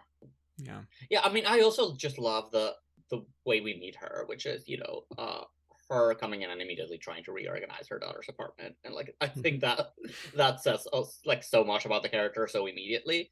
That was a very smart way of introducing the character, and like she played it off very like I knew who that woman was the moment she walked in the door. Oh yeah, for sure. Yeah, Yeah. And same thing in that church scene where you see also in her face and her softness almost with her mm-hmm. voice sometimes that Yeah, she kind of takes on that like slightly softer tone that she's almost like trying to win him back in a way. But when it's clear that he has moved on, she also kind of like attacks again.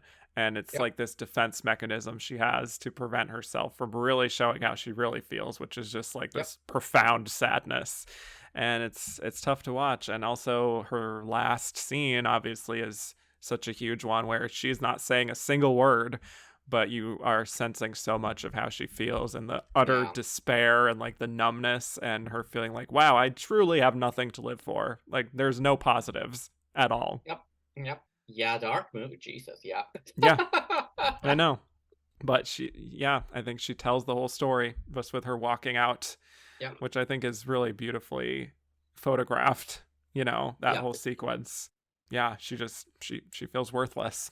And it just speaks to how numb she is at a certain point, that she also doesn't seem sad anymore. She just seems like over it, Yeah. It's like, So, yeah, not even relief, but like, yeah, it's like, well, like, yeah. here we go. It's Again, well, it's over. Like exactly. Well, it's over. that's it. Wow. Yeah. So again, even though it's not she doesn't have as much screen time, and this is very much an ensemble kind of film, I do personally walk away from the film really thinking about her and certain Oh, of course. images of her. Yeah. Like that final sequence, like when she makes her first suicide attempt and she just kind of slumps over onto the couch. There's just so many different images I can picture very clearly in my mind that yeah, she did that. Yep, she did that. She did the thing. I think so. Geraldine Page did the thing. Geraldine Page did the thing. Wow. If that had existed in the 1978 Oscar. Geraldine Page, you are all of us. No, it would be Jay Clayburgh, you are all of us, and Geraldine That's Page true. did the thing. Yeah. This is true. Yes. Yeah. All right. You should do that. You should do that every episode. Just like rewrite the rap with the contenders of the year. Yeah. Let's move on, shall we? To our winner. All right. Let's go home. Yes, let us go home. All right, Jane Fonda coming home. Second Oscar win for Jane Fonda. She's coming off a nomination the previous year for Julia. Now with Coming Home, she's really amassed a kind of power in Hollywood at this point to make decisions behind the scenes as well with her production company. And she really spearheaded this film. She wanted to make a film about the Vietnam War, which she was very invested in, as most people would know by this point, with her protesting. So she makes it happen. And unlike what we typically talk about with the big projects like this, Jane was the only person who was ever going to play Sally Hyde, the main character here. No other alternatives. But yeah, she was quite involved with producing the film. She cast Jon Voight, her friend, as her co-lead. And yeah, it was a big passion project for her, and obviously worked out pretty well for her. And it became a box office hit and winning her second Oscar. So Coming Home, it's set in the late 60s in California, and it centers on Sally, played by Jane Fonda, who's a conservative kind of wife of a Marine captain, and he heads off to Vietnam for deployment. So she kind of busies herself with volunteering at the local VA hospital, where she reunites with an old high school classmate, Luke, played by Jon Voight, who is paraplegic from the war and is very much against the war at this point. And the two of them have an intimate connection, and it blossoms into an affair, which naturally complicates her relationship with her husband. So more infidelity talk here, but let's talk Miss Jane Fonda and it's more interesting the icon. Infidelity talk. Yeah, certainly. Yeah. And what are your thoughts on Jane and her second Oscar win here? I'm curious what you think about this movie. Okay. Well, I'm gonna make you go first. Yeah. Oh no. The movie was a little more traditional than I expected it to be. Yeah. I mean, Jane Fonda's fucking Jane Fonda, and Jane Fonda has the star power and like charisma and like of like 1,000 people, and like she can elevate something just by like walking into a room and like being there. Like she looks fucking gorgeous in this movie, in incredible. Oh my god. Yeah. And I mean, obviously, this movie has a lot of personal meaning for her, so like that translates into a lot of the performance as well. Like there's obviously a lot of care and a lot of love into it. It's just like if I take just the story and like input any other actress into it, I think it deflates a lot. Mm-hmm. Yeah, I don't know. It's like, for me, so much. I mean, obviously, he had her Oscar win, but some of her other performances, as nominated performances, are like so much more interesting. And like, I don't feel she was challenged as an actress for this role. I don't feel her being pushed or seeing something different or exciting about her in this performance that like No. obviously Clute gave, or like on another all-time favorite movie of mine, They Shoot Horses Dante, like that. Oh my God. Fucking like Yeah. that. That is like, I would have given her the Oscar for, it's like, just Mm-hmm. obviously that the mere physicality of the role, but like it feels like, oh, there's shades, and like this for me is like, she had an issue, and like, or like a movie, and like something that she wanted to talk about, and like Mm-hmm. very valid, and she had the power to do it, and she did it, and she is Jane Fonda, so she's good at it. But like, for me, it's like, okay, what now? What? Now, like yeah. what? Like, there's not a lot beyond that. Mm-hmm. What it is, kind of thing. It's like, Yeah. it's a nice movie that it is what it is, but like, I don't think has a lot of shades into it. Yeah. Are you Yeah. kind of on the same page? Yeah. I Okay. think this is a very good performance from Jane Fonda, and you can Yeah. again clearly tell that she is deeply invested in the material. Mm-hmm. And I do think she does chart the sort of evolution of the character from that traditional wife to the more liberated woman with a more believability maybe than what Burstyn does Oh, in Same Time 100%. Next Yeah, yeah, Year. yeah. No, But it's a good performance. It's a strong yes, performance. It's yes. just, especially given her other nominations, her other work, and just how she was someone that was constantly challenging herself and as an actress. Mm-hmm. Right. I don't think this movie does that for her. Yeah. Well, I mean, I think she was so distracted with everything she was doing behind the scenes that like Yeah. acting came like it was a little bit on the back burner. Let's just Yeah. say that. Mm-hmm, Not to mm-hmm. be Yeah. shady about it, but like she had a No, I lot of mean, other that's, yeah. concerns. Yeah. Yeah, I can't say that I'm super knocked over by what she's doing here. Yeah. She still has her very expressive qualities that she's had in a lot of her other roles, and I still find her to be a very, charismatic performer, obviously. But yeah, I think she doesn't quite go deep enough to the extent that she really kind of like is transcending what is already expected of her on the page. Yeah. I Yeah, guess. exactly. I mean, and I know this movie went through like 1,000 rewrites, and like Yep. it changed and evolved, and it took a long time. So even like, maybe like the final product wasn't even what it originally was going to be. So like, I think the end product was probably a very diluted version of of like what Yeah. was there. I do think John Voight is fucking incredible. I do think he is like by far the standout of the movie. I hate to say it, but yeah, I agree. Yeah, yeah, like he, like, I think he is the performance of the movie, and like the Totally. kind of reason to do it. Mm-hmm. But I think this is a commendable nomination. I don't think it's like, if I think of Jane Fonda's career, like in like her most memorable and like her strongest, more challenging roles, I don't think this would make like top 3 or like even top 5. No, definitely not. I know. Again, she's very proud of the film and, yeah, and its exactly, effect, exactly. but Yeah. from an acting standpoint, I definitely would Yeah. not rate this anywhere near top 5 for her. Yeah. But, I also know just from watching her for so long and hearing her speak and reading her book and everything that she's someone who is a very curious kind of person. Like, she's curious about people and ideas, and she's a very compelling reactor. Like, when she's really listening to someone, I find that to be compelling. And I think she does channel that part of it well, like when she's getting to know Luke and her, also like her friendship with the Penelope Milford character, Vi. And like, I think she really excels also in those moments of, bewilderment at times, like her volunteer work at the hospital and her little glances at times when she's like overhearing the other men. So I think from a reacting standpoint, I think she is strong in the film. I just find that like, I wish she was a little bit more on, she was the true lead of the film, because there's points where I don't really feel like she is at times. Yeah, no, fair.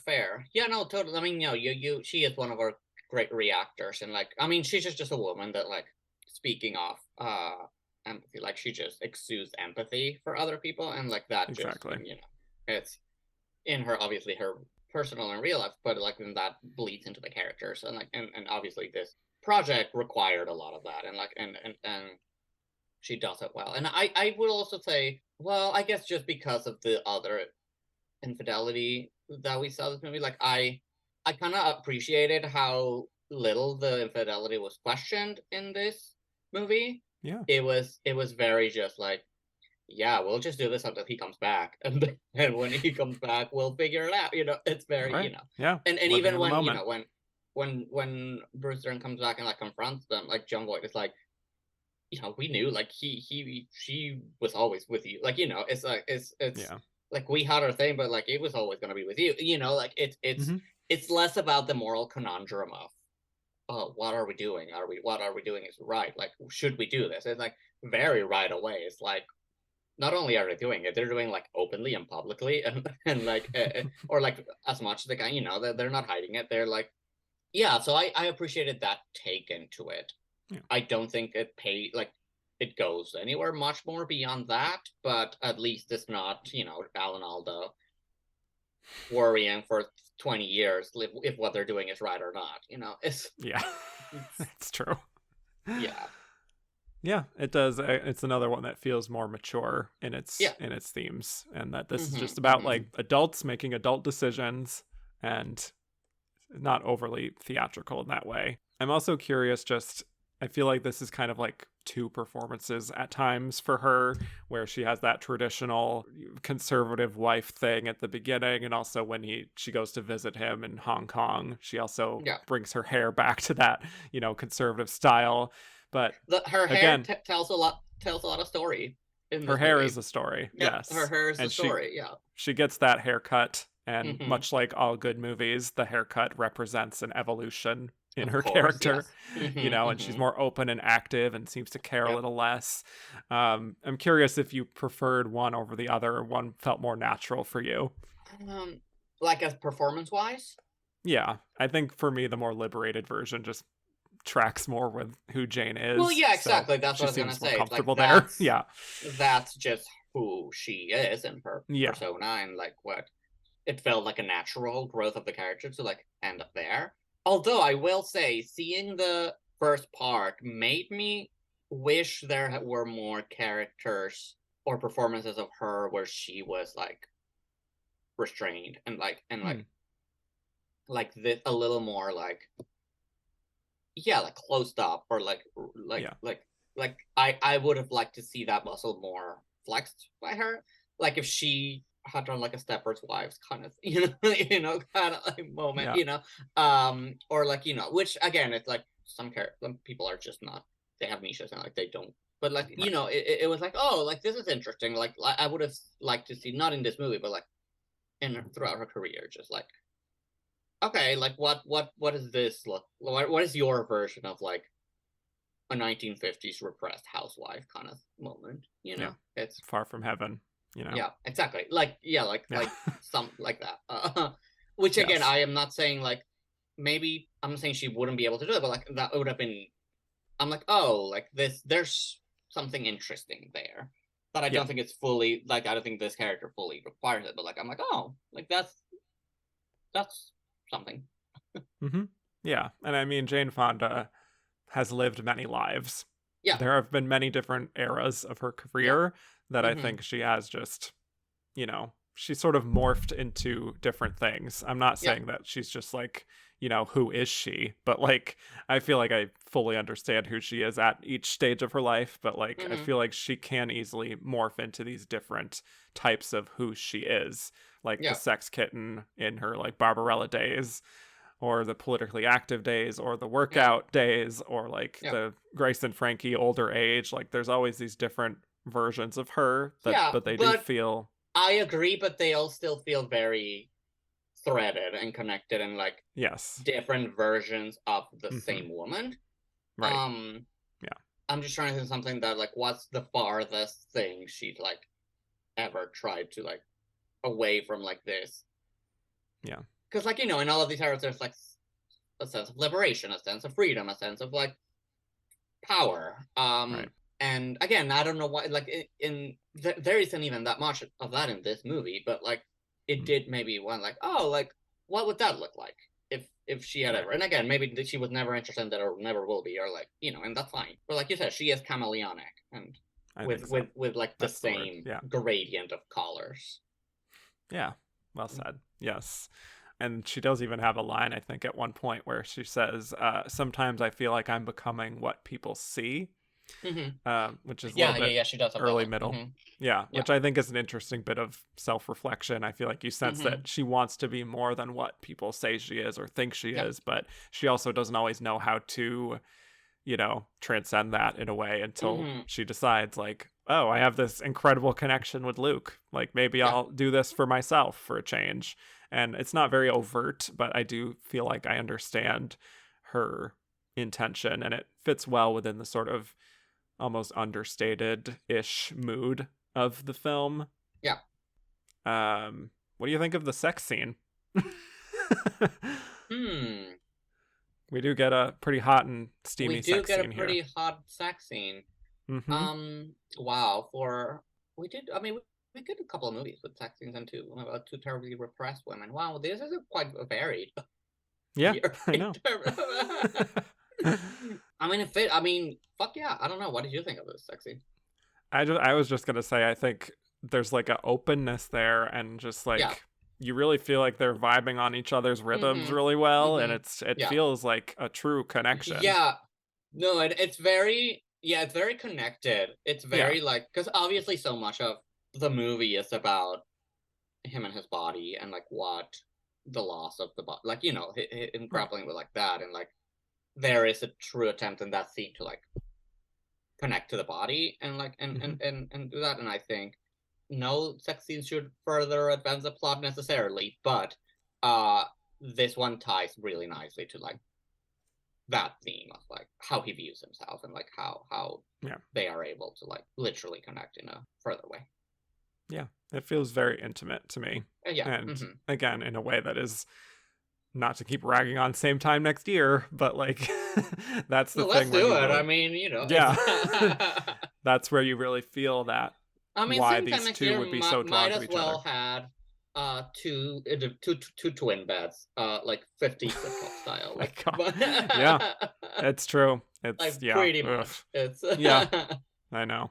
I mean, I also think the scene where she's like sitting on his lap on the beach is a good moment. That scene. Oh, yeah. And her getting to, open up about how concerned she is that like, hey, my husband's coming home soon, and that this affair that is probably not going to last. I think she sells that really well. No, that scene probably the one that stuck with me the most, which are like their walk at the beach. I don't know if it's outstanding necessarily, but it's solid work from her. Part of me does wonder like what voters saw as super outstanding to give her the win in a very competitive field, but I mean, I don't think they only saw the performance. I think there were a lot of outside factors that probably which we will talk about with that. Yeah. Anything else on her performance before we talk about the Oscars here? No, I was gonna say, you mentioned the hair. The hair tells the story. Yes. The hair is a storyteller. The hair is a journey. Yep. She looks gorgeous. She looks, she truly, I mean, like peak. I mean, no, not peak, but like it's glamorous era. I don't know. Yeah. I kept saying like, oh, that's a hot woman. Yeah, totally. Then again, no, I think she is one of the actors with most presence, like ever in like movie history. Like she overtakes the screen with like just being there. So again, I think that the movie rises because of it. Because other than that, I think it would be a lot of thin bones underneath it. Yeah. I mean, the screenplay win is interesting, but that's not what we're going to talk about. Is. Yeah. All right. Well, let's get into this Best Actress race. So just to give you some precursors here, Jane Fonda won the Golden Globe for Best Actress in a Drama. She was a runner-up for National Society of Film Critics nominee with the New York Film Critics, and she won the Los Angeles Film Critics in a tie with her performances from Comes a Horseman and California Suite. So it was one of those, like, you know, you had a great year, one of those kind of things. And then Ingrid Bergman won the National Society of Film Critics, the New York Film Critics, and the National Board of Review.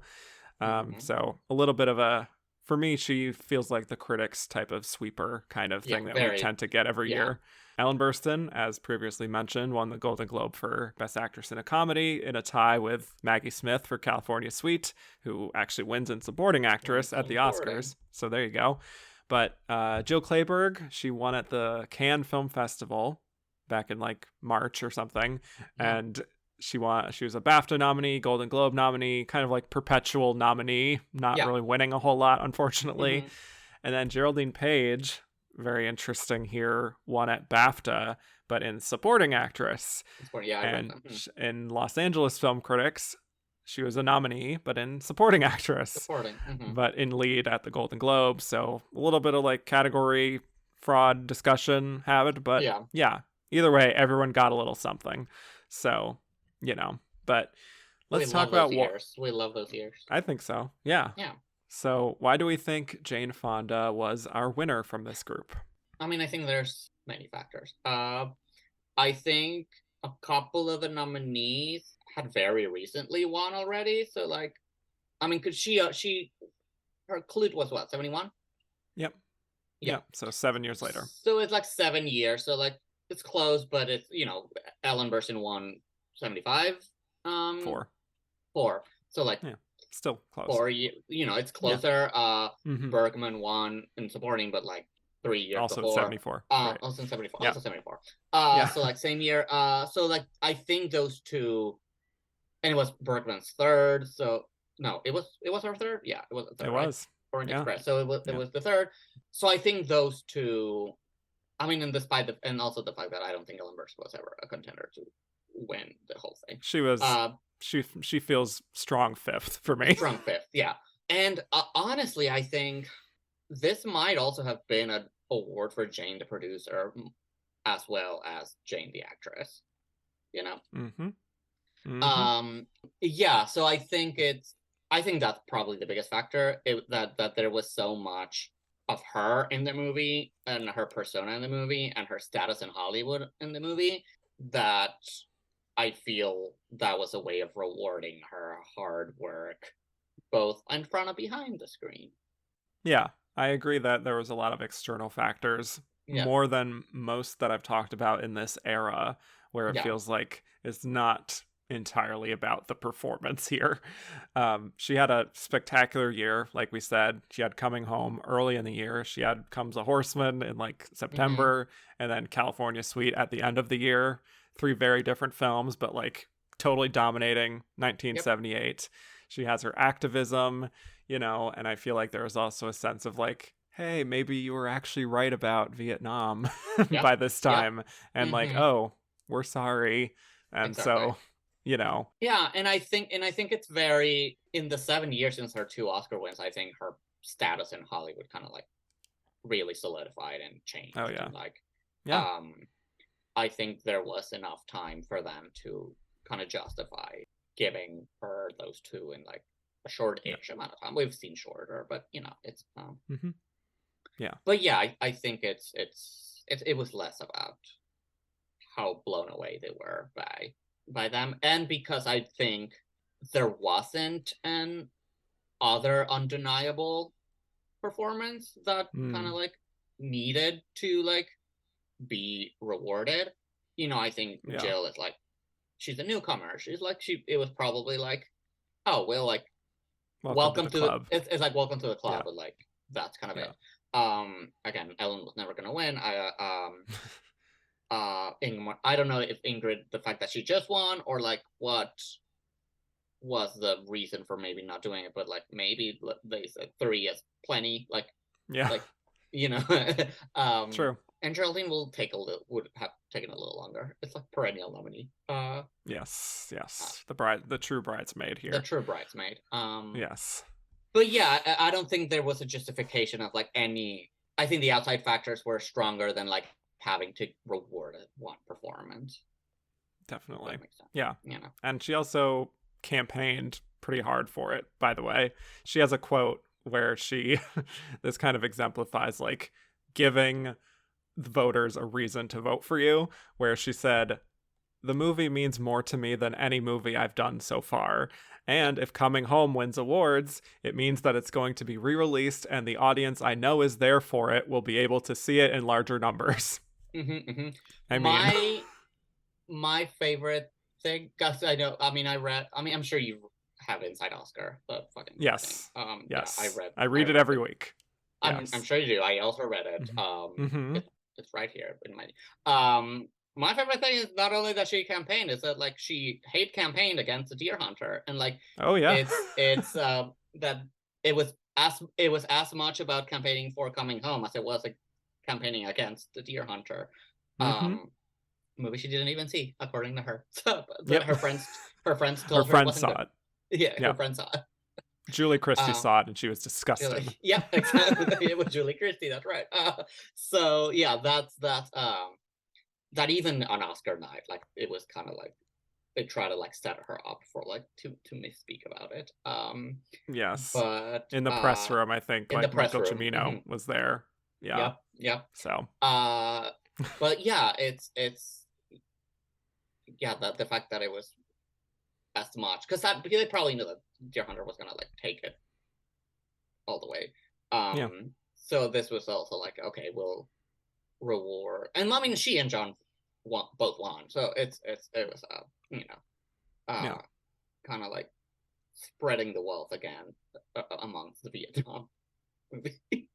Yeah, Vietnam was huge in 1978. Yeah, Vietnam was huge. Who would have said? Yep. Who would have guessed? Yeah. It was the moment. It was. So, yeah. So, I don't know if you've seen her speech for this, but I do think it's a very touching speech that she gives. She does start it in sign language, which some people felt certain ways about, but I think is a very well-intended thing that she did. Talking about how she learned a lot about the needs of the handicapped while she was filming Coming Home, and so she wanted to do that because there was no closed captioning for deaf viewers. So a nice gesture. Yeah, you could tell she was really thrilled by it, and she's like pumping her fists when she's walking up the stage. So like she wanted it. I think it's an interesting contrast to her first Oscar speech. Because that was so much about what she wanted to say but didn't, and this kind of the fact that she's winning for making a movie about the things that she wanted to talk about in that first. It's like it felt very like full circle in a way. Yes, it makes sense dramaturgically. Yeah, it makes sense dramaturgically. Yeah. All right. Well, anything else before we just move on to our Twitter questions? No, let's please do it. Yeah. Okay. The people had a lot to say. I've never been in a pod answering questions, like listener questions. So like. Yes. Well, here we go. Rapid fire here. Yes. Okay. Starting with Fritz. Could Jane Fonda have won if Jon Voight had not won as well? So I guess like a package deal kind of thing. I don't think there's a world in which Jon Voight doesn't win for that performance. I feel it's probably likelier that Jane wouldn't have won and he still would have won. Yeah, definitely agree. But if it had been like another actor or the performance, I don't know. I don't think it had to be a package deal. No, I guess that's the question. I don't think it had to be a package deal. Yeah, I agree. Seth Austin Stull said, is Jane's win as much to crown her epic 1977-1978 commercial and critical comeback as anything else? I mean, I think yes. I think that's a huge part of it. It's the narrative. Yeah. Glenda Miss Jackson, if you nasty, says, Fonda versus Fonda, Coming Home or California Suite? I don't know if you've seen California Suite. I haven't seen California Suite, so I cannot that's okay. comment on that. It's Coming Home for me. You know, she's not all that memorable to me in California Suite, to be honest. I think Maggie Smith totally overshadows her, but she is in for the right movie. I have not seen Comes a Horseman, so I don't know if a secret third thing could be her best. I don't know. But anyway, Miles McHale said, Jane is your second double winner this decade with Glenda Jackson. Rank their 4 winning performances. You did that. I'll just nod along. Okay, great. My number 1 with a bullet is Jane Fonda in Clute. One of the best performances of all time. Number 2 would be Glenda Jackson in Women in Love, which I like. I know some people don't like, but that's okay. Number 3, I would say Jane Fonda in Coming Home. And then number 4 at the bottom is Glenda Jackson in A Touch of Class, which I do not like. Totally. Yes. I have Jorge's approval. Okay. Yeah. I trust. Okay. Christoph said, does Ingrid Bergman win here if the Academy wasn't a bit embarrassed still about giving her a 3rd Oscar for a nothing performance a few years prior? That is an interesting question. I think it would have been a much closer battle, like race, if she had not gotten that Oscar. Yeah. I think the converse. I mean, it's one of those things where it's like the campaigns would probably have been different. She would have been positioned in a different way. And you said she was the one that had the most actual wins in the precursor, right? Alongside Jane. Yeah. Or like, yeah. Yeah. It was basically her and Jane. Yeah.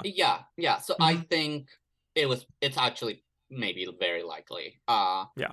Because again, I still think Jon Voight wins, like for that, and I think that may be a way to reward that movie in a major way. So probably yes, yes. Although I'm happy I live in a world where someone has an Oscar for an Agatha Christie movie. There you go. That's true. Like, yes, it's a nothing role. Yes, it's like she's not even obviously not even the best performance in the movie. But I'm glad I live in a world where that has happened. So yes. Now I'm trying to I don't know if has there been any others? Because there have been nominations, but no. I don't know. Maybe in supporting. I don't think in. I mean, there's been Witness for the Persecution. They both got those 2 nominations, but I don't think any others have. No. Yeah. There you go. And Albert Finney got nominated that year. But...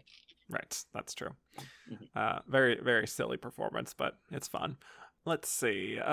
Pedro said, what hurt Bergman's chances the most? The language or her 3 Oscars before? I think it's the 3 Oscars.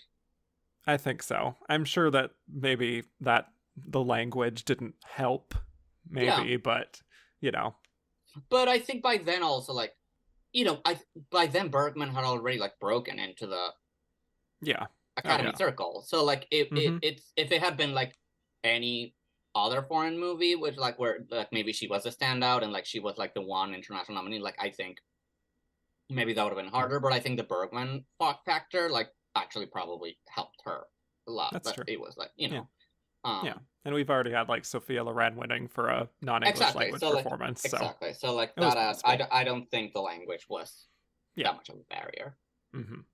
Both Fritz and Aaron want me to rank Ingrid's nominated Best Actress performances.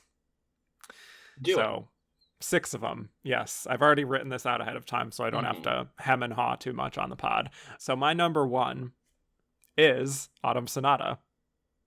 She went out with a bang. Yeah. My number 2 is Gaslight. Oh, yes. One of my faves ever. Number 3 is The Bells of St. Mary's. I don't know how that happened, but good for her.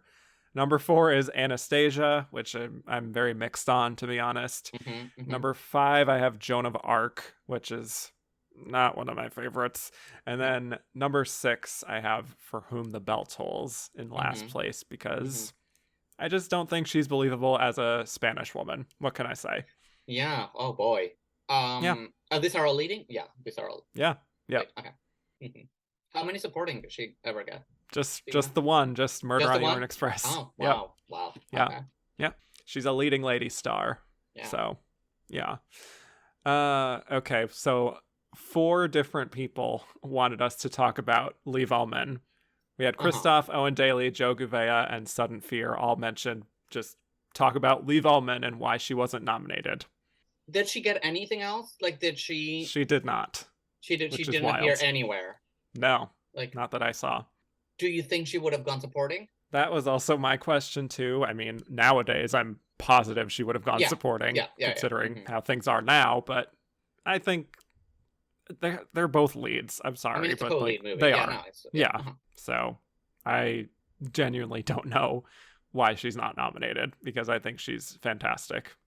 How do you know this better than I do? How common was in those times to have two lead performances nominated from the same movie? We have talked about like 3 or 4 examples of that, and Mhm. very recently with The Turning Point, literally the previous year. So, Okay. yeah, it's Shirley MacLaine and Anne Bancroft the previous year. wouldn't have been like a. Wouldn't have been too strange. Yeah. I think there the foreign thing may have come into play. Yeah, that's a good point. I think doing a double lead nominee in a foreign movie, even if it's a Bergman movie, I think that's a very steep hill to go on. Mm-hmm. And I think, like, I honestly, I think a lot of what got her, I mean, it's obviously an incredible performance and like a very, very well-deserved performance, but I think a lot of what probably got her there, it's obviously her status in Hollywood and the fact that it's Bergman and Bergman working together and the kind of like a cap. Like, I think her status in Hollywood that Liv Ullmann didn't have. You know, she had a different profile in the industry. I think that's why it was easy for Ingrid to get one, whereas I think Liv had like a very steep hill. Like if it wasn't a co-lead performance, if her co-star wasn't fucking Ingrid Bergman, if it, you know, Right. I think she probably would have. But like, I think cards were stacked against her. No, that's very true. I think the Ingrid and Ingmar thing was a very juicy narrative. The fact that this was her swan song and people knew that this was her last movie, like there's just so much in her favor that like more of an urgency to vote for Ingrid. Yeah, that I think that she probably swallowed everything and Liv just like couldn't stand a chance. Here's a fun one from Gio, who said, "Where do you see yourself this same time next year?" Well, I'll be growing my hair out and doing hippie clothes. Yeah. How's it hanging? How's it hanging? I'll be pregnant and delivering a baby in a hotel room. Wow, you've changed so much. I've changed so much. No, I don't know. Hopefully, without a writer's strike working. Fingers crossed. Hopefully with a renewed visa, which I'm waiting on right now. Hopefully a lot of what things are right now. I don't know. Talking about I'm like, who do I want to win an Oscar this year so that I can talk about blank Oscar winner? Oscar nominee Patti LuPone. Ooh, wow. Yes. I don't know. What's your answer? I see myself talking about the Best Actress nominees of the 2000s. I imagine that's where I'll be this time next year. That's where I'll be. Wow. If at the same time it's the 2002 Oscar nominees, like, bring me back. So Fair that's enough. what we'll be doing. That's what we'll be doing. Wow. Let's make this an official. Yeah, exactly. This is our day. This is our day for the rest of our lives. This is our in the middle of Yes. Where is it? NorCal? Where was the fucking inn set in? Somewhere in California. I don't know. Somewhere in California. Yeah. It's like it's on a studio set somewhere. Who cares? But yeah. For the next 25 years, this is our day. And hopefully for me in a better place of residence. I'll manifest that without noisy neighbors. Yeah. I love that. So there we go. All right. Miles McHale said, "How is it possible that Marsha Mason isn't in the same time next year and it's not written by Neil Simon? That's against nature." Fair point. Said it well. Yeah. Yeah. It does feel incredibly Neil Simon for me in its tone and its staginess. Yeah. And I easily could have seen like Richard Dreyfuss and Marsha Mason just doing same time next year, a year after The Goodbye Girl. So, yeah, I don't have an answer, truly. Yeah. It does feel like Neil Simon. I can't disagree. derogatory. Anyway, Fritz and Jalen said, recast the female lead in Same Time Next Year with a 70s actress who can actually do comedy. Oh, I mean, I said it already. I kept picturing Madeline Kahn in that role. Yeah, I mean, Carol Burnett would be fun. Yeah. I thought of Julie Andrews just for, I think that would be fun to see her in that kind of a role. Yeah. You know, stretching a little bit. Being a little sexier. Yeah. Yeah. Anyway, Jamie has a fun one. Said, who wins in a fight? Ellen Burstyn's wig in Same Time Next Year or Julia Roberts' wig in Mother's Day? Okay, question, which wig from Same Time Next Year? That was going to be my question, because like she cycles through like so many different wigs. I mean, the answer is assume Julia like Roberts' the bob wig, because like Julia Roberts' wig just like it's like a antimatter that swallows everything. So you know, few wigs compare against that wig. Maybe Nicole Kidman's wig in Lion, but good call. Yeah, it's Julia for me. It's an iconic bob. I've never forgotten it. Yeah. Truly, I haven't. I don't even need to see a picture of it. I can draw it from memory. Yeah, it's there. Yeah. Yeah. Okay. James R. Byrne said, no question, just a statement about how wonderful Jill Clayburgh was. Perfect in Unmarried Woman and everything else she was in. She was a movie blessing, albeit brief, wasn't she? Yes. Yes. She was. Yes. All the way through Bridesmaids. Yep, all the way through. She was a delight. Yes. Miles McHale said, where does Jill rank in the mature actress getting her groove back pantheon? Wow. My favorite genre. I mean, what are the other? I mean, it's how Stella got her groove back. How Stella got her groove back. Yeah, right in the question. So right in the question. Yeah. I mean, Joanne Woodward, I think, has done a few of those, but Under the Tuscan Sun. Julianne Moore and Gloria Bell. Yeah. Does like Eat, Pray, Love count? I don't know if that's exactly that, but sort of is. Yeah, kind of. Yeah. I mean, I think she's probably higher, if not highest. Like this is the ultimate, like getting your groove back. Movie. For me, it's number one. Yeah.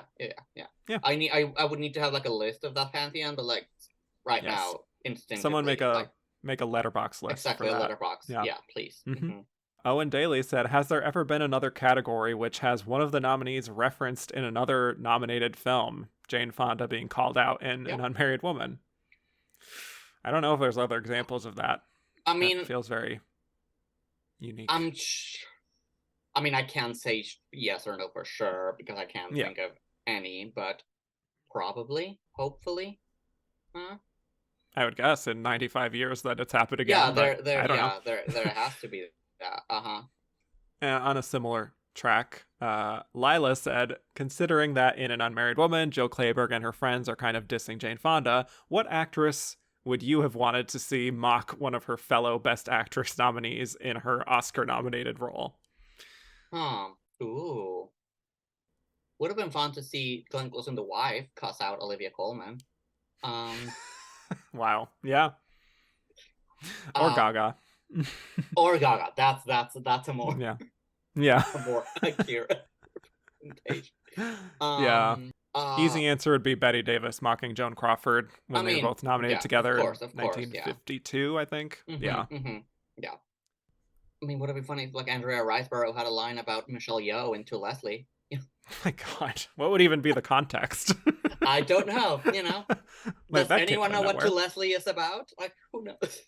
I've seen it, and no. It could. I've seen it too, and I couldn't tell you what it's about. It's no, in one ear and out the other for me. But exactly. I thought of like Cher mocking Meryl Streep in Moonstruck would be fun because they're friends. I think that seems fun. That seems plausible, also. Yeah. Darian Dominique Dion said, why didn't Jill Clayburgh go on to have a star career after a star-making role? How come, Chief Willowy? That's Put those 3 billboards up. Yeah, exactly. Yes. That is a good question. I don't fucking know. Maybe they just didn't know what to do with her. Yeah, I don't know.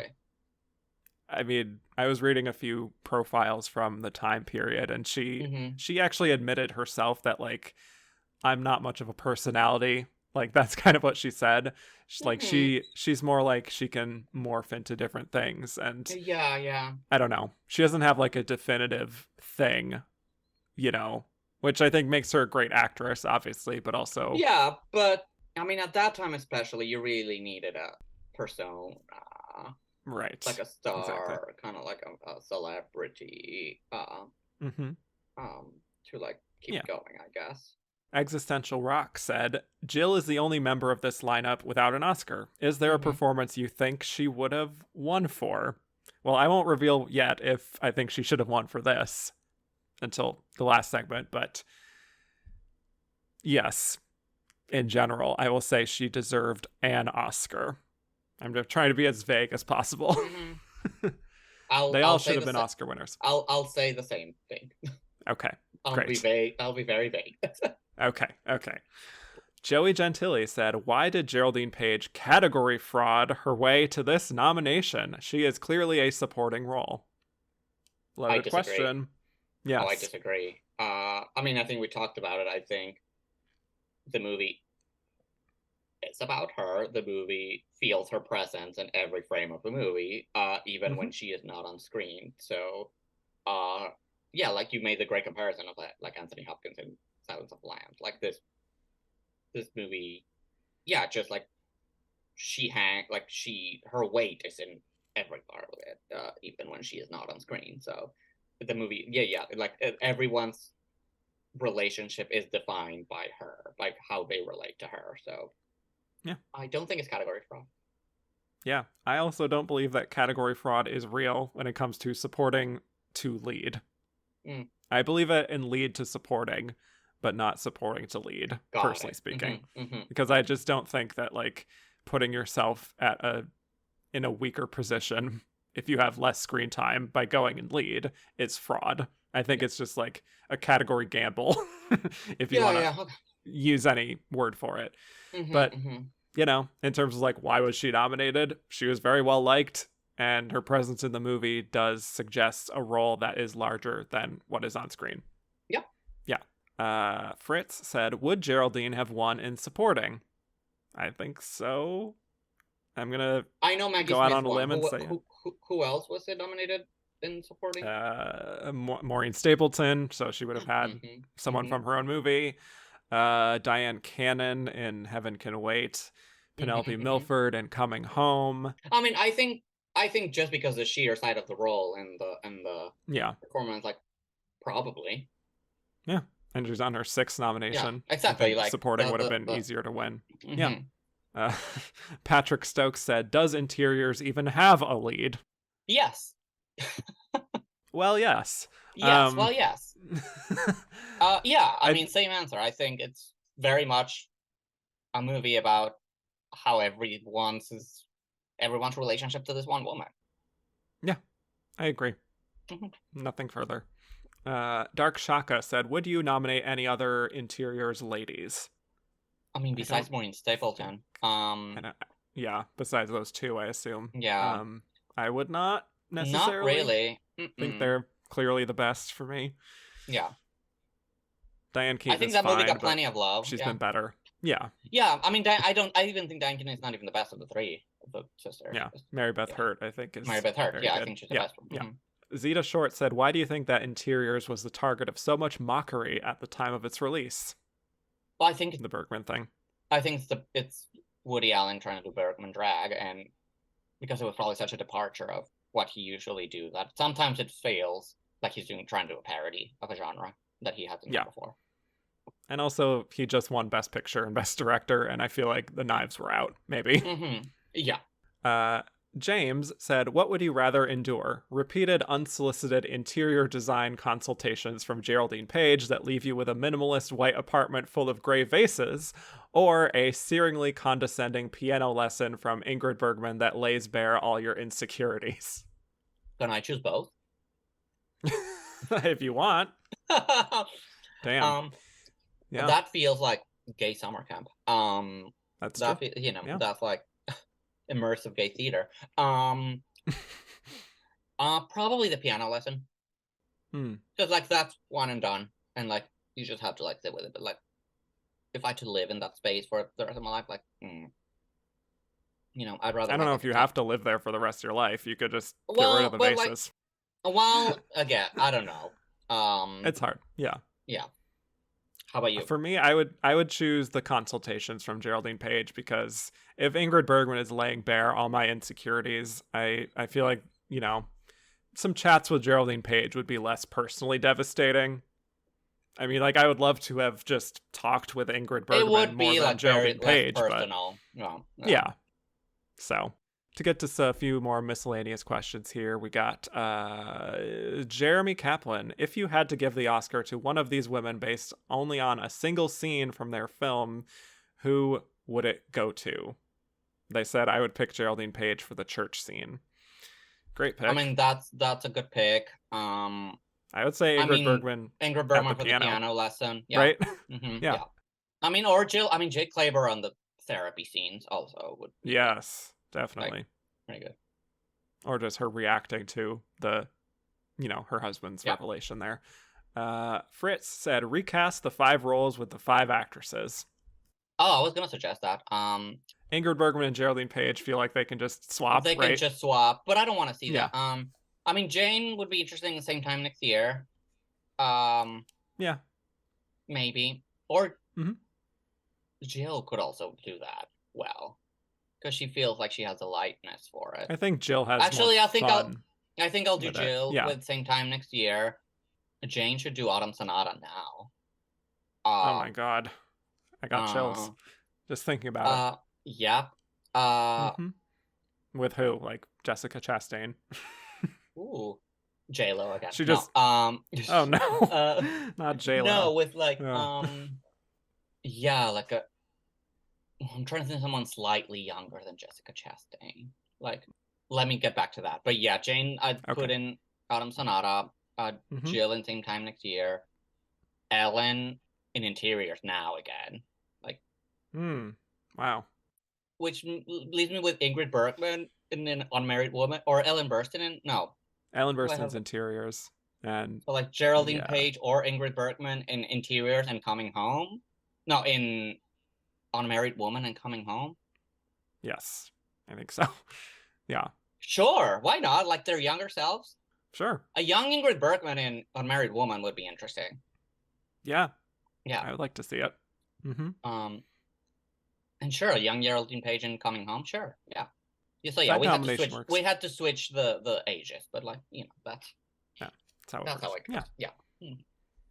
Patrick Ross said, substitute any of these actresses for the lead in any other Woody Allen movie, Page being the exception.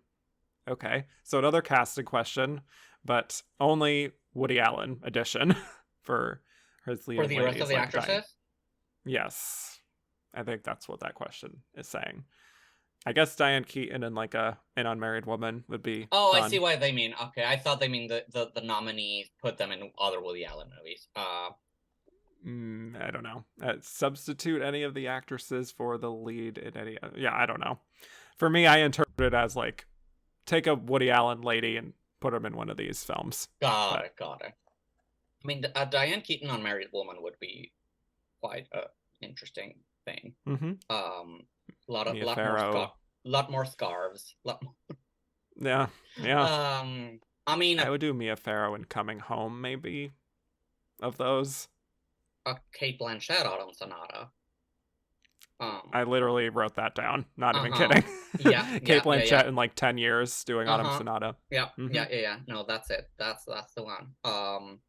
I said Barbara Hershey in Same Time Next Year. I was thinking Penelope Cruz in Same Time Next Year. Well, there we go. Okay. Yeah. That works too. Chels said, hot girl time. Rank their hot girl shit, either by their characters here or by career. I think Jill Clayburgh #1 with a bullet for me. Hot girl shit.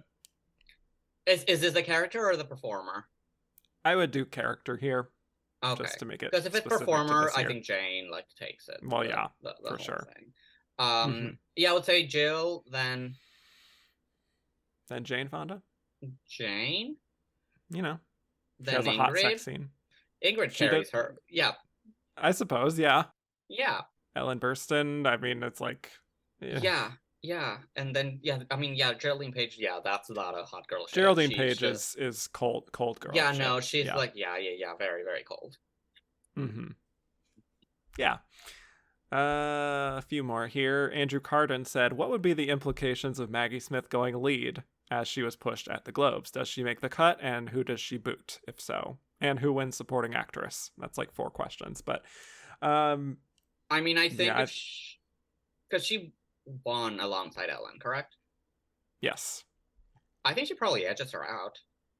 I was going to say that too. Yep. Yeah. I don't think she wins, but I think she edges her out and like gets a lead nomination. I agree. I don't know who would win supporting. Either Maureen Stapleton or maybe Maureen. Yeah. Meryl Streep, even on her first nomination. On her first nomination. Yeah. That would have a lot of ripple effects, huh? Oh yeah. Yeah. All right. Just a few more here. From Greg Adams said, which of the 3 named baddies would you more heavily consider for a nomination? Jamie Lee Curtis in Halloween or Olivia Newton-John in Grease? Which one I would consider for this? I mean, who would you personally nominate, I suppose, is what they're asking. For an Oscar? Neither. But fair enough. From those 2, probably Jamie Lee. Yeah. For me, but too. Again, it's Jamie Lee. I don't think either of them would make my cut that year. Wouldn't make my ballot either, but a great debut performance from Jamie Lee. What can I say? All due respect to Olivia Newton-John, but I'm sure Olivia was closer. But yeah. Anyway, The Good, the Bad, and the Nerdy said, would Goldie Hawn have won for Foul Play if she had been nominated? Brooke Adams for Days of Heaven. No and no. I think Goldie Hawn was presumably closer. She got a Golden Globe nomination, but there's no way either of them could have taken down all of these heavyweight people. This lineup, No. GCDNC said, why didn't Julie Christie get in for Heaven Can Wait? It was a successful film, and she's luminous in it. Probably not substantial enough. Not what? Yeah. Not substantial enough of a role. Yeah. Yeah, and I think this lineup is so tightly packed that yes. Even I mean, I think the one weak link is like Ellen, but she even had like the weight of the character and the last question from Joey Gentili. Recast these 70s Oscar talents in the roles above. Karen Black, Glenda Jackson, Cloris Leachman, Jodie Foster, Diane Carroll. Ooh, okay. I mean, Glenda Jackson in Autumn Sonata, right? Correct. Yeah. The only possible answer. The only possible answer. Cloris Leachman in Interiors. I was saying probably Cloris Leachman later on in her career, but like yes. Yeah, of course. Jodie Foster in an Unmarried Woman would be very meta. Yeah. That's true. Yeah, like a 90s era Jodie like Foster. 90s era. That'd be fun. Karen Black and Coming Home, maybe? Maybe, yeah. Yeah. I think Diane Carroll would be really cool in Coming Home, personally. Mm-hmm. Especially but that would be Karen Black in same time next year. I mean, she could make it funny. She's fun. Yeah, why not? Yeah. So, yeah. Fun alternate casting. Yeah, yes. All right. Let's get to our final segment here, where we will give our verdict on who we think was the runner-up of this Best Actress race. Jorge, who do you think was number 2 to Jane Fonda? I think it was probably Ingrid Bergman. No, I don't know. No, wait. It's okay. No, I don't know. Because, like, I actually don't think she got that many votes. Okay. But she did win a lot of awards before. And she had sentiment on her side as well. And she had sentiment. Yeah. I'm keeping my answer. I think she was number 2, probably. I think there was probably a very wide margin, but yes. I think she was probably number 2. Well, guess what? I agree with you. Okay, great. I think Ingrid Bergman was number 2. I think it is very easy to say that it was Jill Clayburgh because of the Best Picture nomination for An Unmarried Woman. I think and just the nature of that role is very dominating. I think it was very welcome to the club. The nomination is a win. I think the fact that she didn't show up much elsewhere. Like, did the movie win anything? I don't think so. Okay, so other than her at Cannes. So yeah, no, but like on Oscars, but not as a movie. The movie did not win Oscars, right? No. So it was probably one of those movies that like had a lot of support in the lead up nominations to it, but like wasn't going to materialize in any actual wins. Yes. Yeah. I personally feel that it is just between those two. I don't think, obviously, Ellen Burstyn feels very fifth to me. Yeah. And, Geraldine Page, I think maybe people felt like it's maybe not substantial enough in terms of like really, I mean, like Trip to Bountiful is like her start to finish. Yeah. So, yeah, I think Ingrid Bergman had a lot on her side in terms of like, oh, even though she's had 3 Oscars, maybe this is her best performance and we should have waited. Then again, we talked about the narrative of like Ingmar and like the final role and like, the and it's incredibly impactful, so. No, and it's an undeniable just on merit. Yeah, right. Exactly. So on that note, who would you have voted for from this lineup? I would have voted for Jill Clayburgh. Yeah, that's everyone else, I mean, was either already heavily nominated or had already won. This is I feel like I talked about it. It's the most. I don't think it's it's a performance that shows the most complexity and like the most range and the most like life in a way. It's like I think it's incredibly hard what she has to do, and she makes it look so incredibly easy. And I think it's a performance that could only exist as a newcomer at that point, like it or someone in that point in her career. And I think if this movie would have been made like maybe 2010s, she probably would have won. Like I think so. The young, naive introduction to like welcome, like now it's not welcome to the club, here's your nomination. Now it's welcome to the club, here's the win, kind of thing. And it's like younger skewed. So I think it's a performance I would have won in another, like had it come out years later. And again, it feels so incredibly modern and realized and lived in. And that's I love that.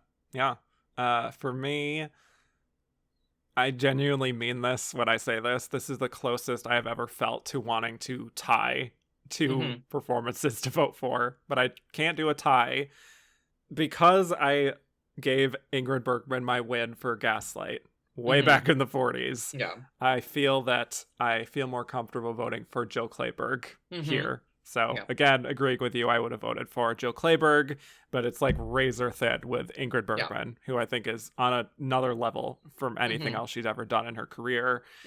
I mean, catch me on another day, catch me when I'm 60, and I might prefer Ingrid Bergman. Who knows?